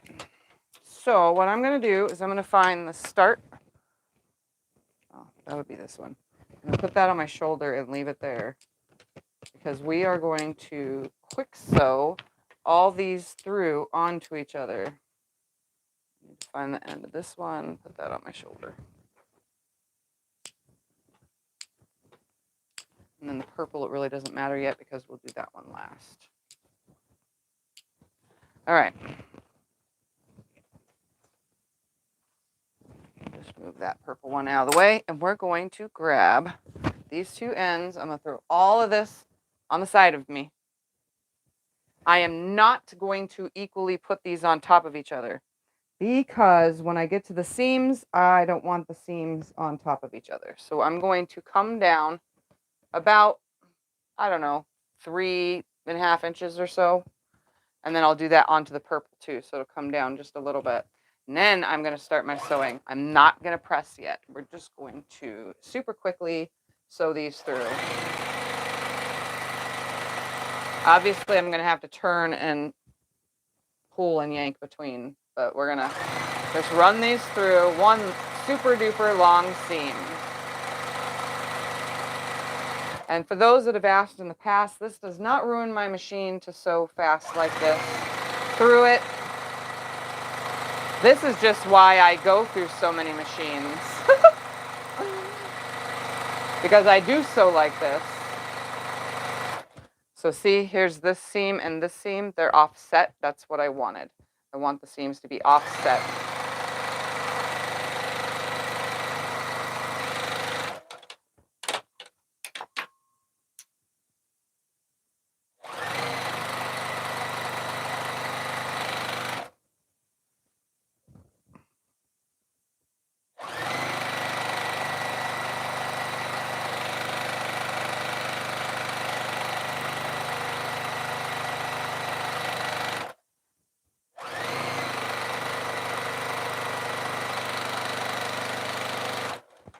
And I'm coming to the seams. Could I do what? Strip. Like a strip set? I don't want to do that. I want to do a mitered, just going around it. But you could if you wanted. I could if I wanted to, yes. Yeah.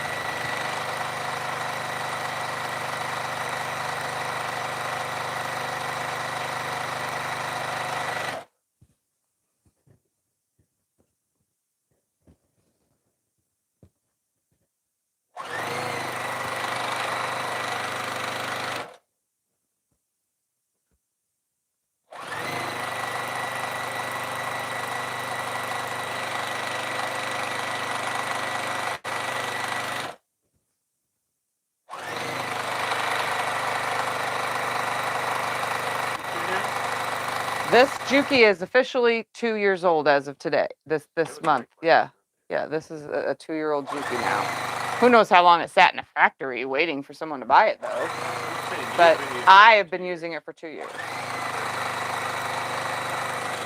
This one is already having problems though in 2 years as opposed to 7 years with the last one.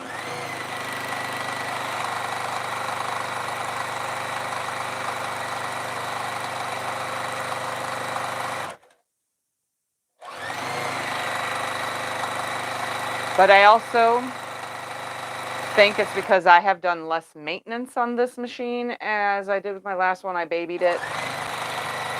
This one I'm just like, ugh, you know, I don't even baby it. I just sew.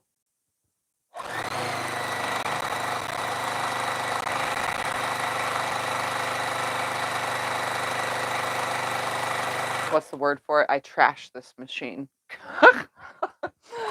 I destroy it. I put it through everything. Put it through the ringer. I put it through the ringer. This is the test to see how good a Juki is when you don't do anything with it. You just let it go and sew. I mean, I oil it, obviously. And I clean out the bobbin area or else it really gets messy. But I haven't done anything else.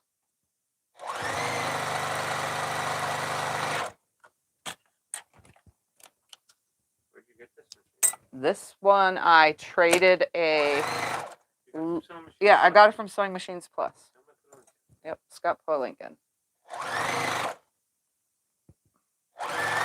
What? Get off of there, you stupid thing. Let's see if that helped. Yay. All right, I'm almost to the end.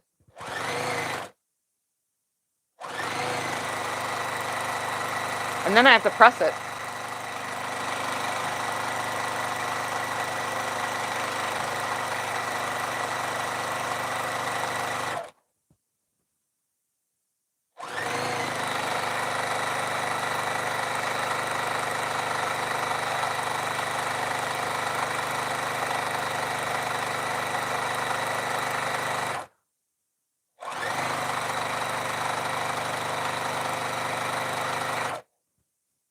substantially longer. That pink fabric is probably like 45 inches long. All right, so one really ginormously long seam. Now I'm just going to come to the beginning of it. I'm going to flip it upside down and sew it to the purple. And then we'll press everything. What is your thoughts on the closing of Joanne fabric? My thoughts on the closing of Joanne Fabrics. It does not affect me. I have no thoughts on it. I don't live near one, so I really never shopped there unless we were going to Bullhead for something, but we never go to Bullhead, so it never affected me. I never really shopped online there. When I did, I bought batting using the coupons. So really, it doesn't affect me much, and I really don't care. It's closing because I don't know, they couldn't do something to keep people wanting to come shop there. I don't know. I don't know how to look at those kind of things. It's sad for those that only have Joann's to shop at, though, in your local areas.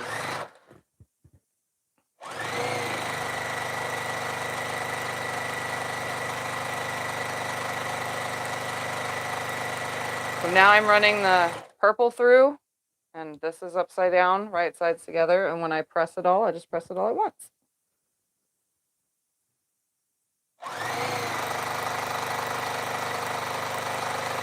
Yeah, if that's all you have and all you can afford is to shop at Joann's using coupons, I don't know what else there is to do after that. Unfortunately, local quilt shops and all that stuff is a little pricey, but there are ones that have sales, so just keep watching for sales. There's always Hobby Lobby, but I know there's a lot of people that don't like Hobby Lobby either. But there's always Hobby Lobby. Walmart. Marshall Dry Goods is probably the cheapest place to get fabric. And Walmart. As well as Hancock's of Paducah. They always have sales. Missouri Star has daily deals and sales all the time. So you just got to watch all that stuff, you know.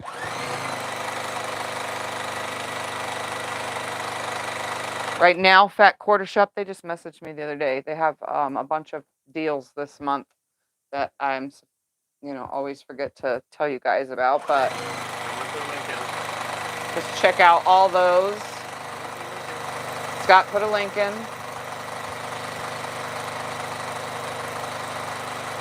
There's lots of places to make up for it with Joann's being gone.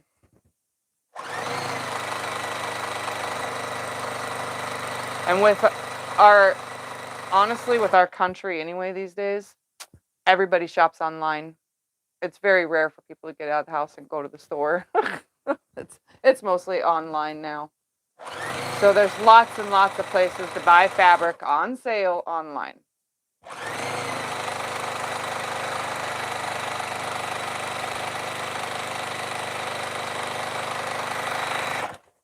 Yeah, this machine's starting to sound really bad.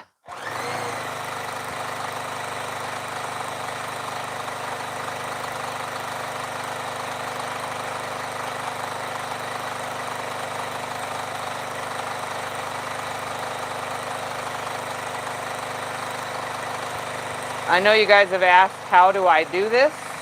I'm literally running it through my fingers.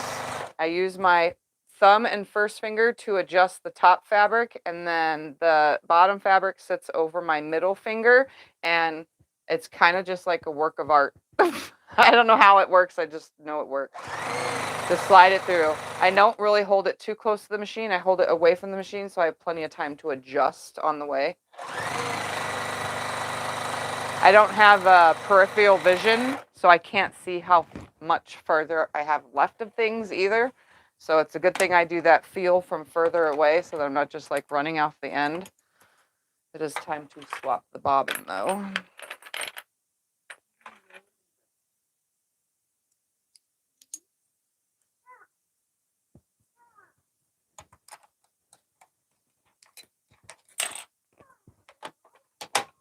Okay, let's put this right here where it ended. But this took a while to be able to get this down to an airtight, thing I can do.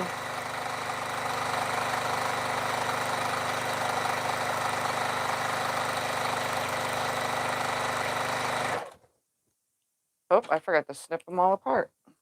So the only one that wasn't? Okay. That was weird. It's like, why am I sewing more than one piece?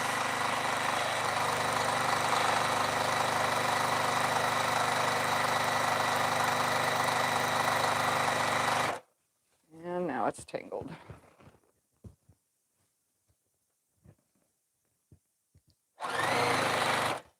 And it's still tangled. What did I do?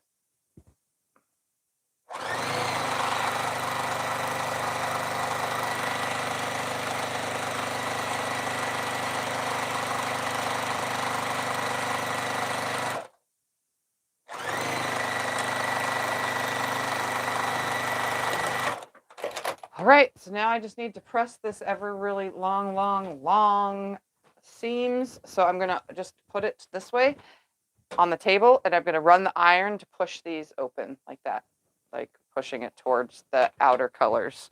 That's probably the fastest way to press something like this, a strip unit like this.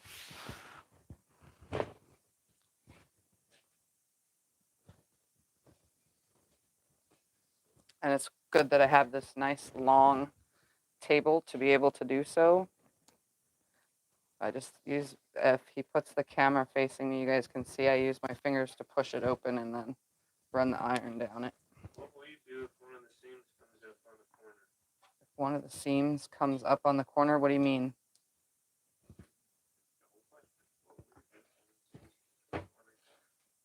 Oh, I don't like it when seams land in the corner. I know what they're talking about. That drives my brain nuts. I'm not 100% sure. Just stay right there. Just as long as they can see what I'm doing with my hands.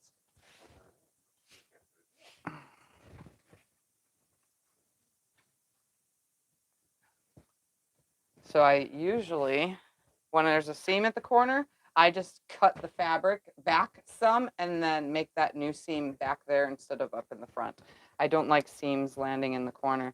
As you can see, I'm using my fingers to spread this open, and I'm just running the iron over it to push the seams out, away from the center. I'm also pressing the actual seams as I go that created these long strips. Staying nice and flat. I open it up first.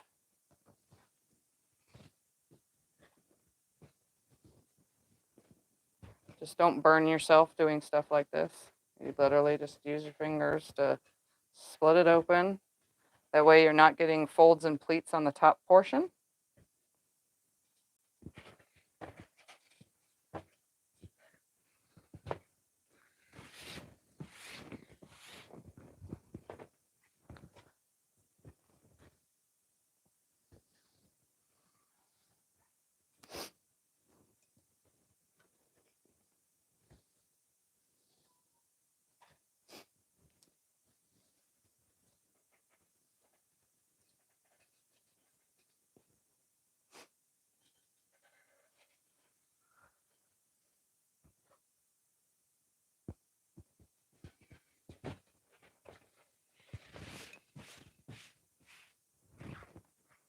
Almost to the end already.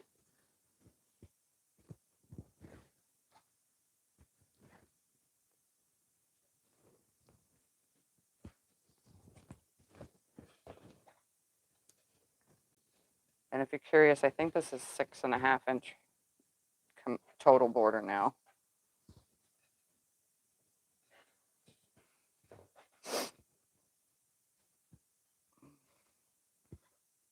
Obviously, I don't do very good math in my head. That's what it looks like, though.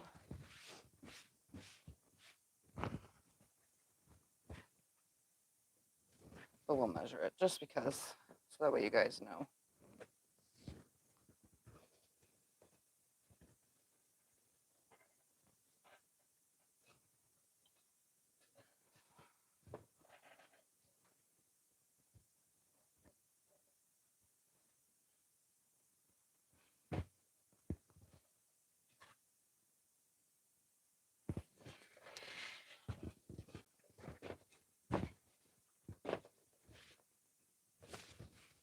And we're at the end.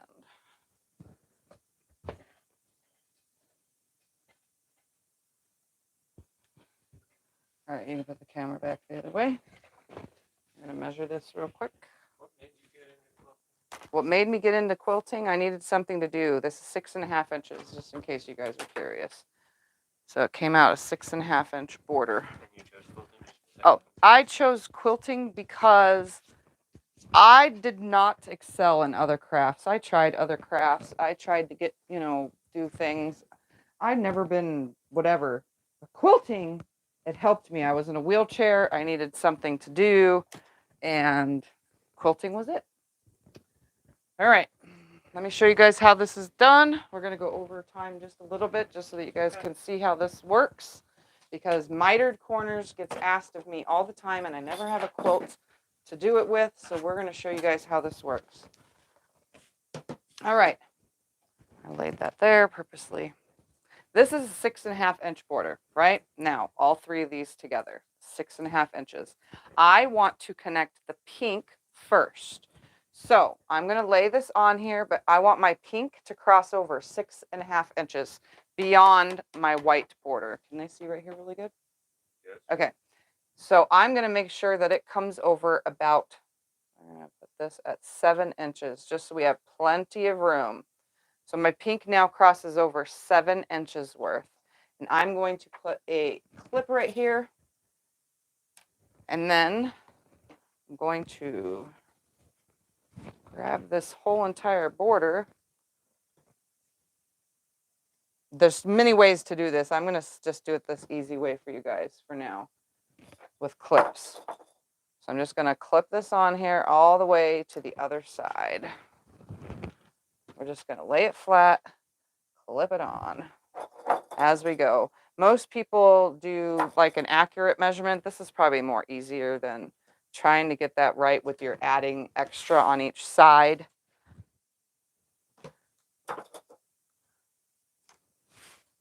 Now I'm to this side. I'm going to put my final clip. And this is where I'm going to start a 1/4 inch in. But I'm going to leave all that excess on there. Okay? I'm not even going to trim that off yet. So I'm going to line this up, and I'm going to, a 1/4 inch from the edge of my white, I'm going to start sewing in, 1/4 inch in. You can mark that with a ruler and a pencil or something if you need to. But I'm used to where the 1/4 inch is, so there's a line usually lined up with the hole on your machine. There's actually a line there. Most machines should have it that is a 1/4 inch.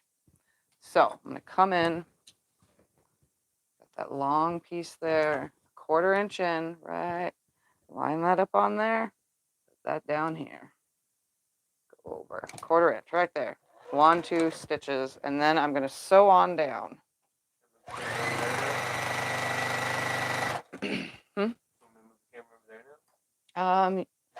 If you want to move it over here, yeah. Yeah. Yeah. Scott's going to move the camera. Moving.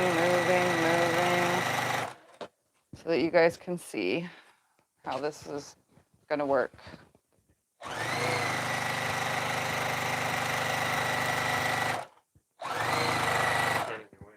No, it's not in my way.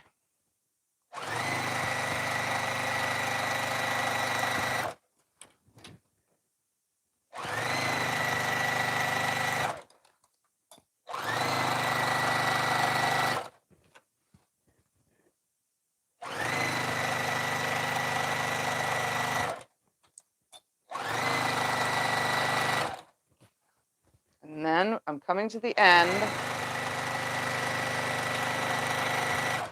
So if you needed to, let me grab a pencil so you guys can see this.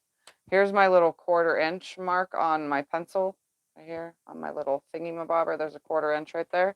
I can lay this right here and put 1/4 inch away. Oops, let's put it this way and put a dot. Which right there. So there's my 1/4 inch away. So that I know this one from here is a 1/4 inch away where I need to stop.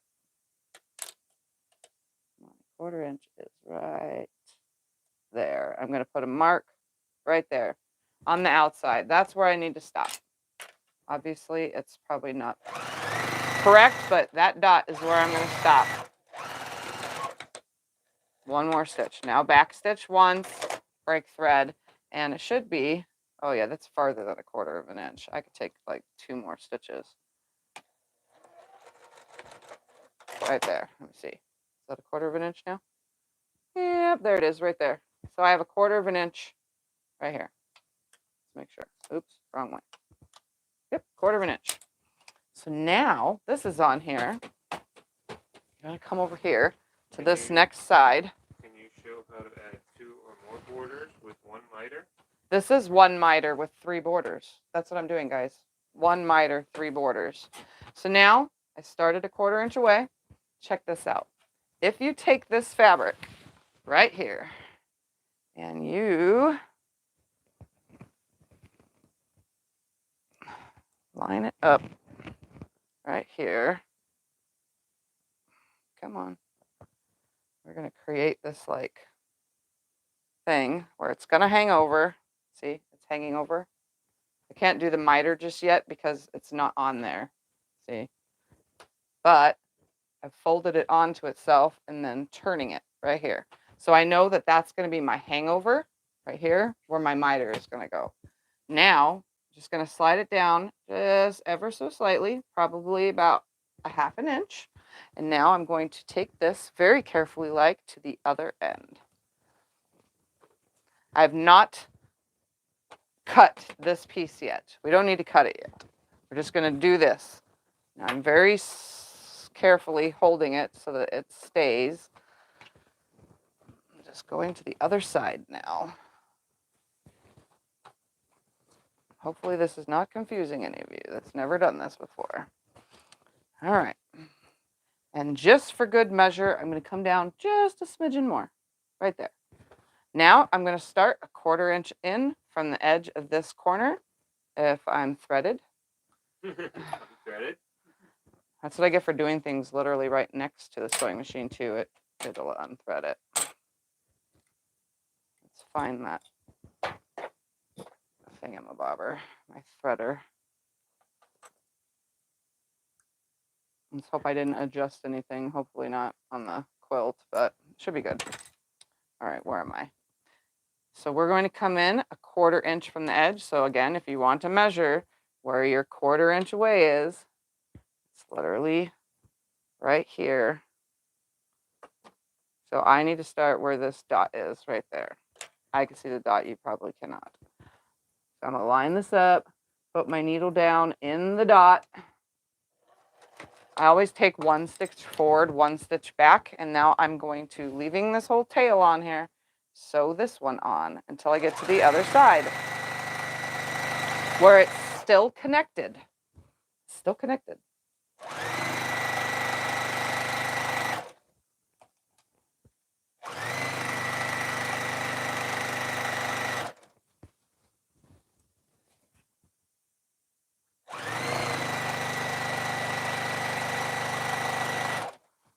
So all the way down.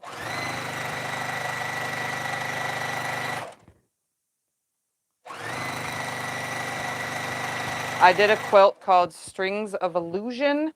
That also has how to do the, no. That has miters in it too, but no, Carpenter Wheel Star, the double Carpenter Wheel Star.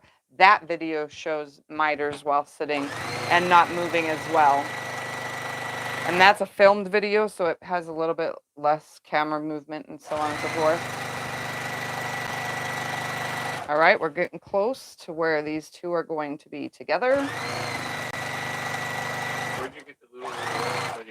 This little ruler came from, I don't know, what does it say on it? Sewing machine seam guide. I don't know where it came from. I got it in a sewing box though. All right, so here's my 1/4 inch away. I'm gonna stop a 1/4 inch away right here on Was this it one. your open gate quilt spot? It was probably in one of my open gate boxes, yes. All right, so I got my finger on it. I can literally see it. I'm not gonna have to measure that. I'm just going to eyeball right there. So now those two are together. And here's the cool part. If you take these two, put them on top of each other like this, everything is still connected. Line those two ends up. See? Lining this up on this edge, lining this edge up. I got this corner of the quilt angled right here. The seams are on top of each other. I can feel everything's nice and flat. Watch this. You literally take your ruler.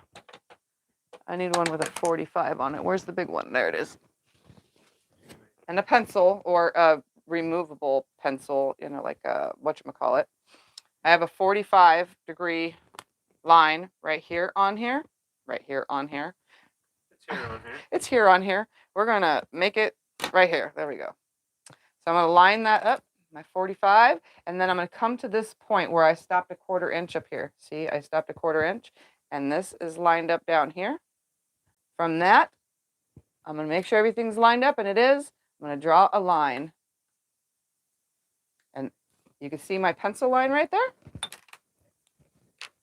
I'm not even going to pin or anything because everything's connected. Nothing can get out of place. Let's move that out of the way. And I'm literally going to sew because I didn't mess anything up. Everything's still connected. This is so much easier, I think. I'm going to drop that needle right at that point.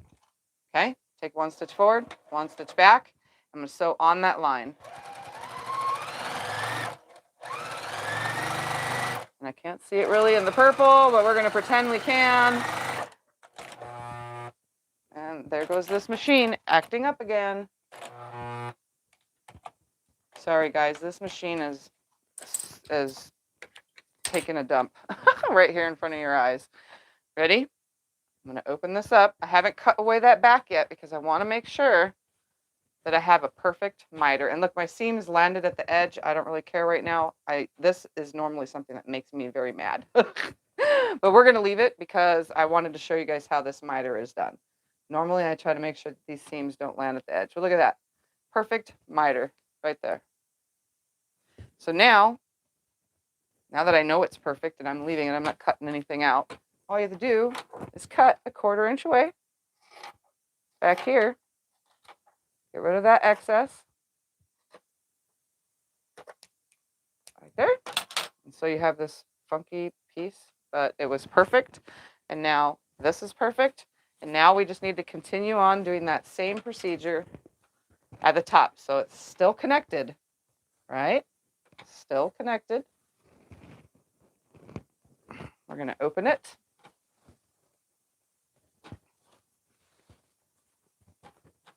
We're going to pull it out and turn it.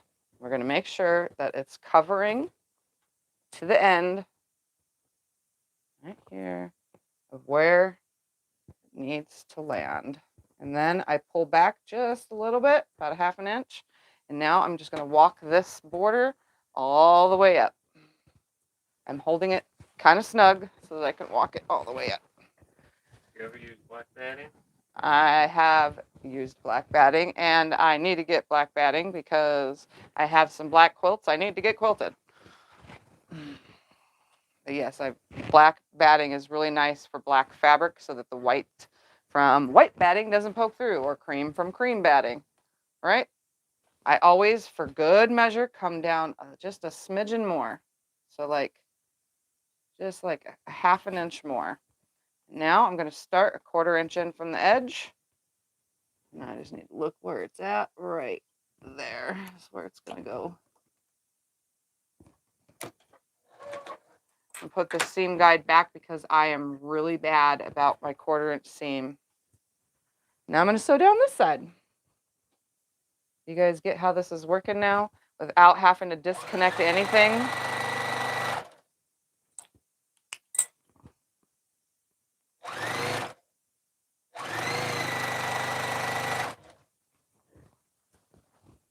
And you can just go all the way around the whole entire quilt doing this.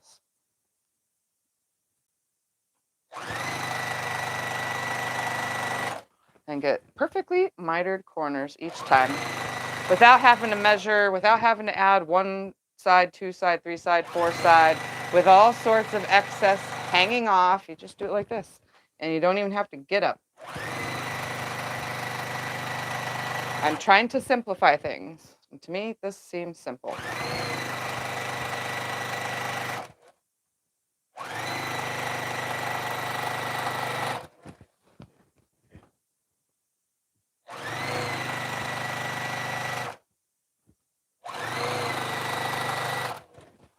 Getting close to my end. All right, so I'm going to come up on this. I'm going to stop a 1/4 inch away from the edge, which I can physically see because the other one is pulled back. I can also feel it. Right there. Pretty sure that was it. Yep, that's it. Now, here we go. Here's it again. You got this weird funky piece. Lay it on top of itself. Straighten those edges up. You don't have to leave from sitting down. Just straighten it up. Make sure you can fill these 2 seams together. The quilt is 45-degree angle right there. These 2 edges are lined up. You don't have to do anything special. You literally just lay the ruler from that point to your 45-degree mark right here. Grab your pencil. You don't even need to pencil this. You can eyeball it if you really wanted to, or use your seam tape. Make that pencil line all the way to the end. And then you're going to sew on that. I'm not worried about moving anything because as long as this edge and this edge are lined up, I'm not going to mess this up. So I'm going to literally, so you can see I didn't even pin anything. I'm going to drop my needle down in that right here where the thread comes together. Got my needle in that and sew on that line. And I should have my corners should match each time. I didn't adjust anything. Everything's right. We'll always open it to make sure first. Look at that. Laying flat. You can see, look at this. They even came to a point right where they're supposed to. My center came to a point. And this time I had a little bit extra, but oh well. That's what I get for adjusting on the fly. And then you just cut away the excess. Bam. Now I have my second perfectly mitered corner. It just needs to be pressed, but look at how easy that is. So we're going to go to that. We have 2 more left. Take a drink of water real quick. I got to find some more. Oh, yeah, we're going to run out. Do you have other videos? Border. How to do these borders? Mm-hmm. Yeah, borders.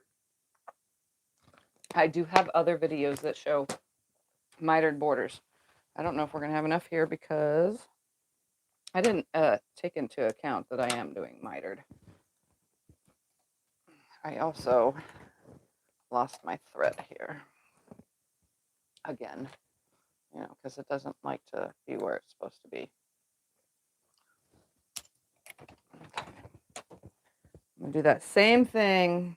Just going to line this up about right here. Oh yeah, I don't know if that's going to make it all the way to that end.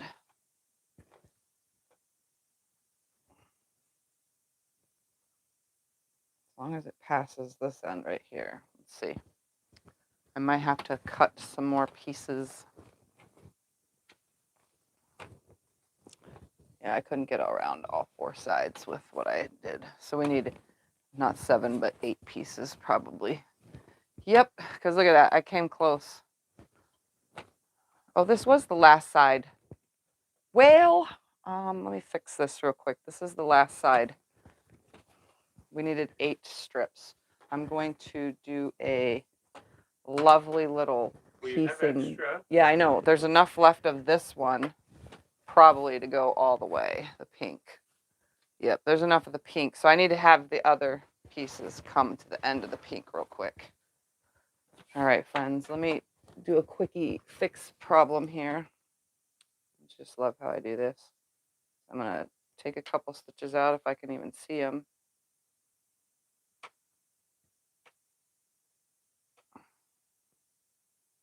I'm literally short. So instead of 7 strips, cut 8.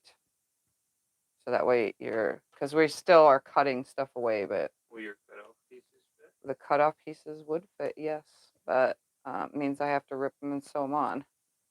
All right, so I'm going to make a little bit of room on the green and on the purple because those are the ones that are too short.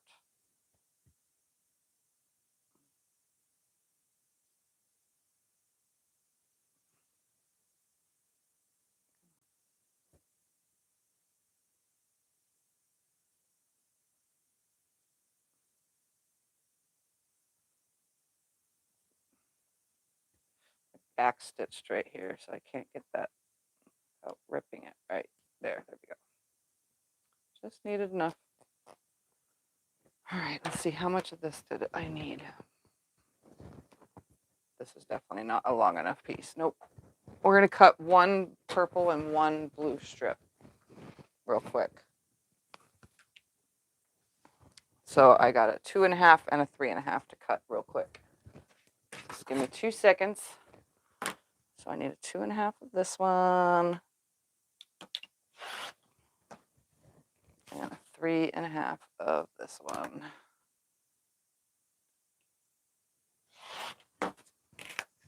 I'm going to cut the selvage off of one end.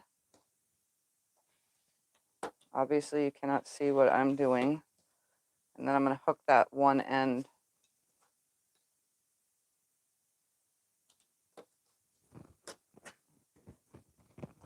Sew them together.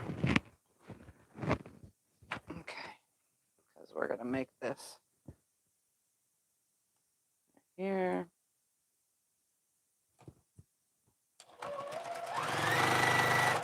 And then we'll sew this end on.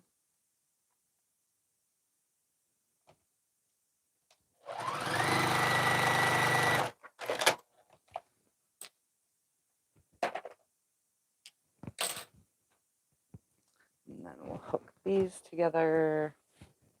And then those together. And then attach. So I was on side 4. Look at that.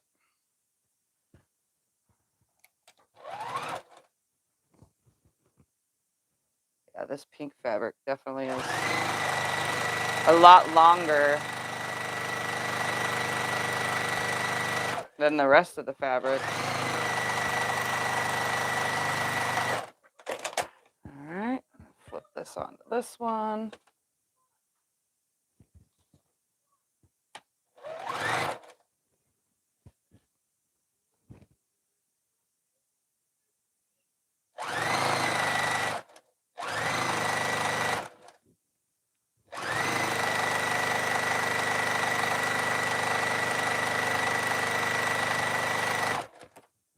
Just a little bit right there.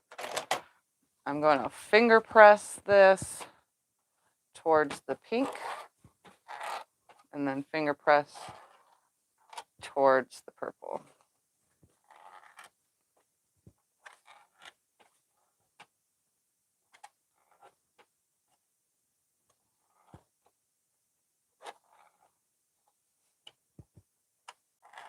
There we go. Now let's redo this bottom and then find where we need to be. Now it should be long enough. So 8 strips instead of 7. Although, yeah, just do 8 of each. So I'm going to fold this bottom in, over, and up. Go. That should be right.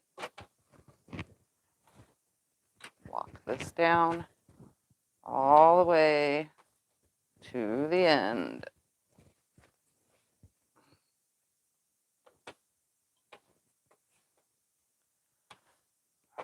Oh, and the pink wasn't long enough.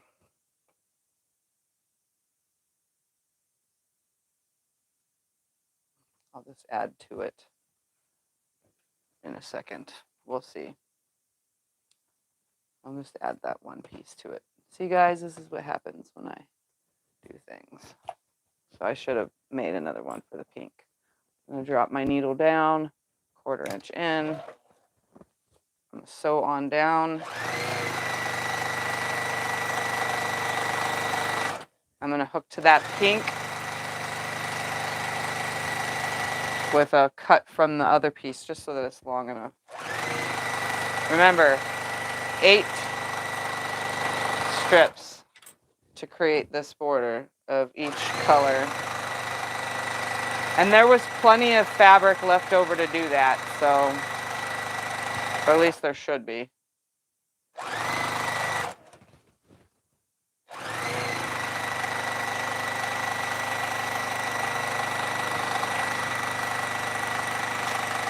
All right, coming up here, I'm gonna stop 1/4 inch in. I could fill it with my finger.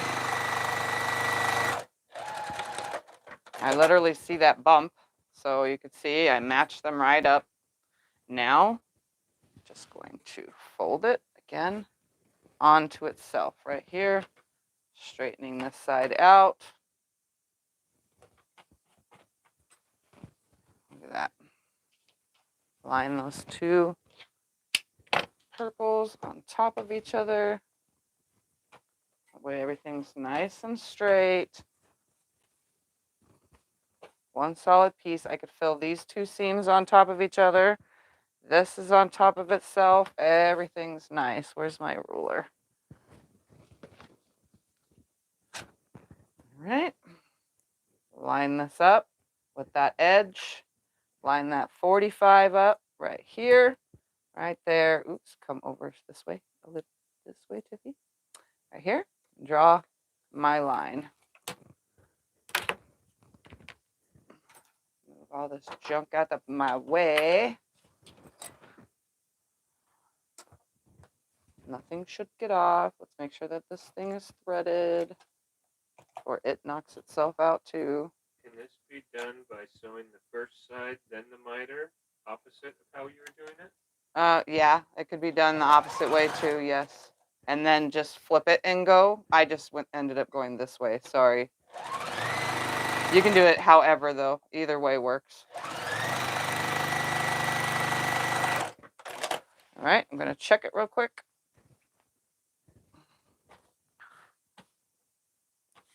Look at that, looks great. Perfect, right? Now I'm just gonna cut off this excess, and then we're gonna go put this pink, I'm gonna rip this pink off of here and put it up there on the other end. Yep, because I'm not gonna waste anything and I don't wanna cut another strip. I'm literally just gonna rip it off of here, sew it over there.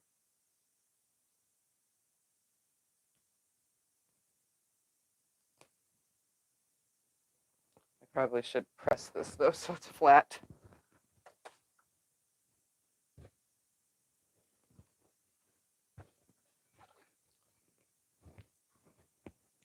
We only have one corner left to do.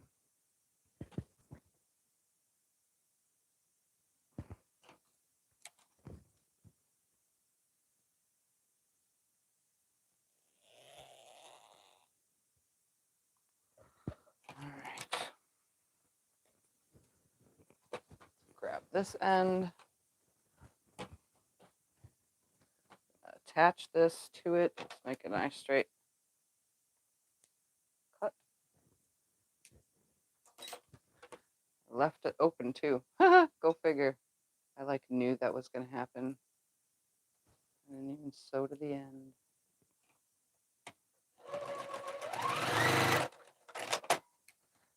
And sew it the rest of the way on here.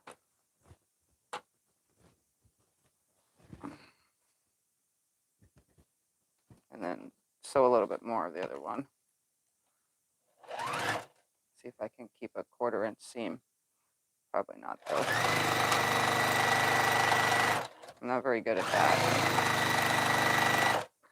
I didn't need to go that far, but we did. This just a little bit more, that way it's all in there. I'm gonna have seams at the edge, but guess what? We're gonna have to live with it.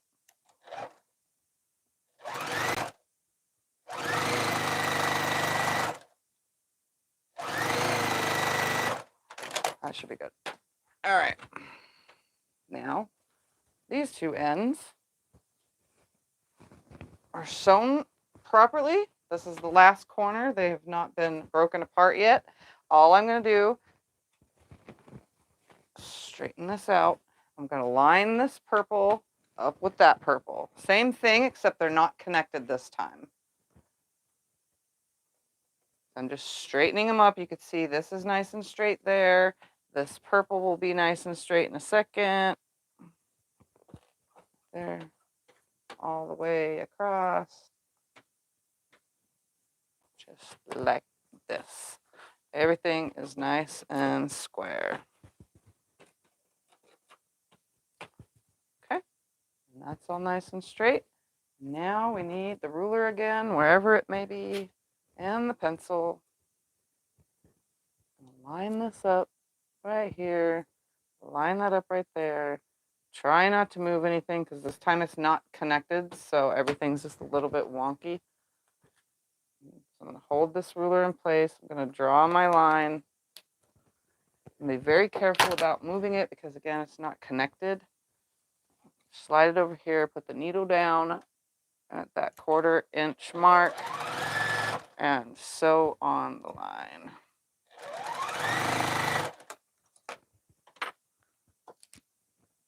Making sure everything stays flat. Stay. I forgot to finger press that. I always check anyway before I cut anything off. So I'm going to open it up. And that looks good.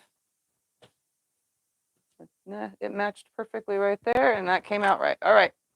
So that's mitered corners. Let me press this whole thing after I cut this off, and then we'll show you the final quilt. And then we could be done. And I took a little bit more of your time today, but you guys got an extra bonus of how to do mitered borders. So that's a plus. All right, I'm going to press it. Scott will put the camera back where it goes.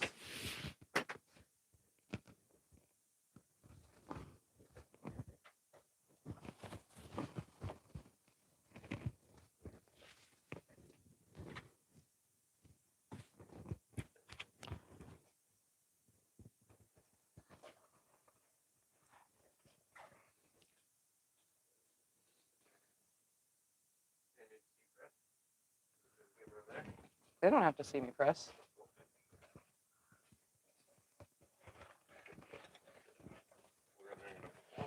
Yep. Yep. And then we'll take a quick measurement of it, and then we can go. And everybody can go. If you have any questions, ask now while I'm pressing this all.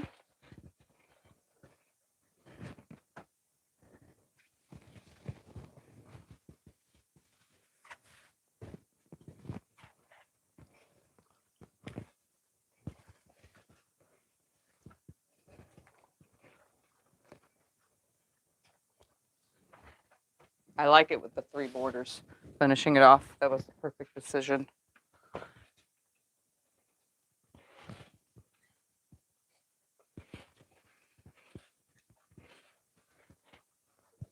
just ends the quilt just right.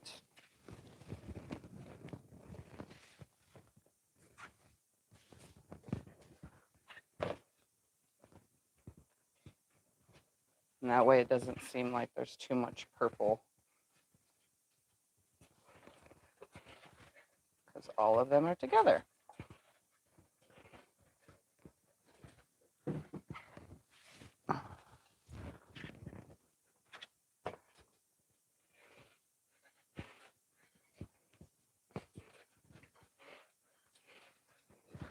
I will give this a better press later, but for now it's just getting a quickie.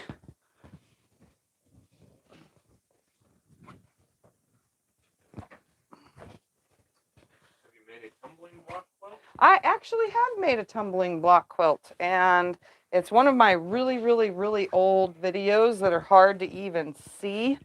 I'm gonna have to do that again someday. I made just a small little wall hanging because I did mine by machine, and I did all the Y seams by machine, not by hand or anything. All right. Well, we might not be able to get an accurate measurement on the wall. Hold on. Let me just measure half. We'll get the tape measure. Oh, yeah, because it's too big for the thing. It's going to be completely square, so. 38, so 76. 76 inches square.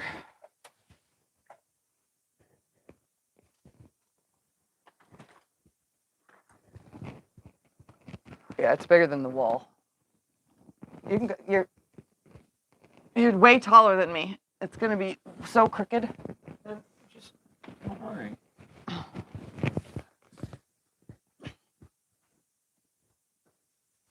Calm down. We'll get it. As long as they can see it.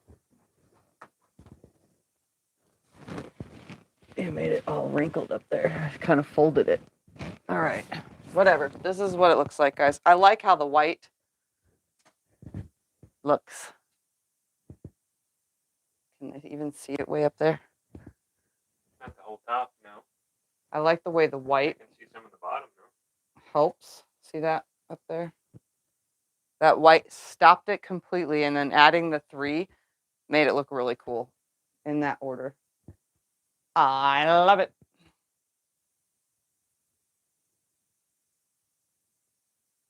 That's the bottom. And it's all just, it's a 4-color quilt. You know?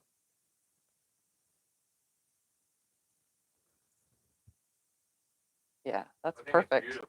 I love it. I love it. I don't have the chat open, so I can't see any questions. I don't know. All right, I see. Love it. Beautiful.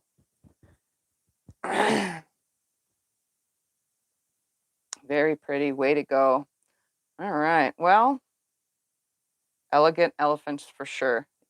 Yeah, that one works probably the best. What do you guys all think? Elegant elephants? We're going to say it before we get off of here. Because I like that one. Jumbo Dots was still good. Dumbo Dots was still good too, but it's more elegant now with the mitered borders and stuff.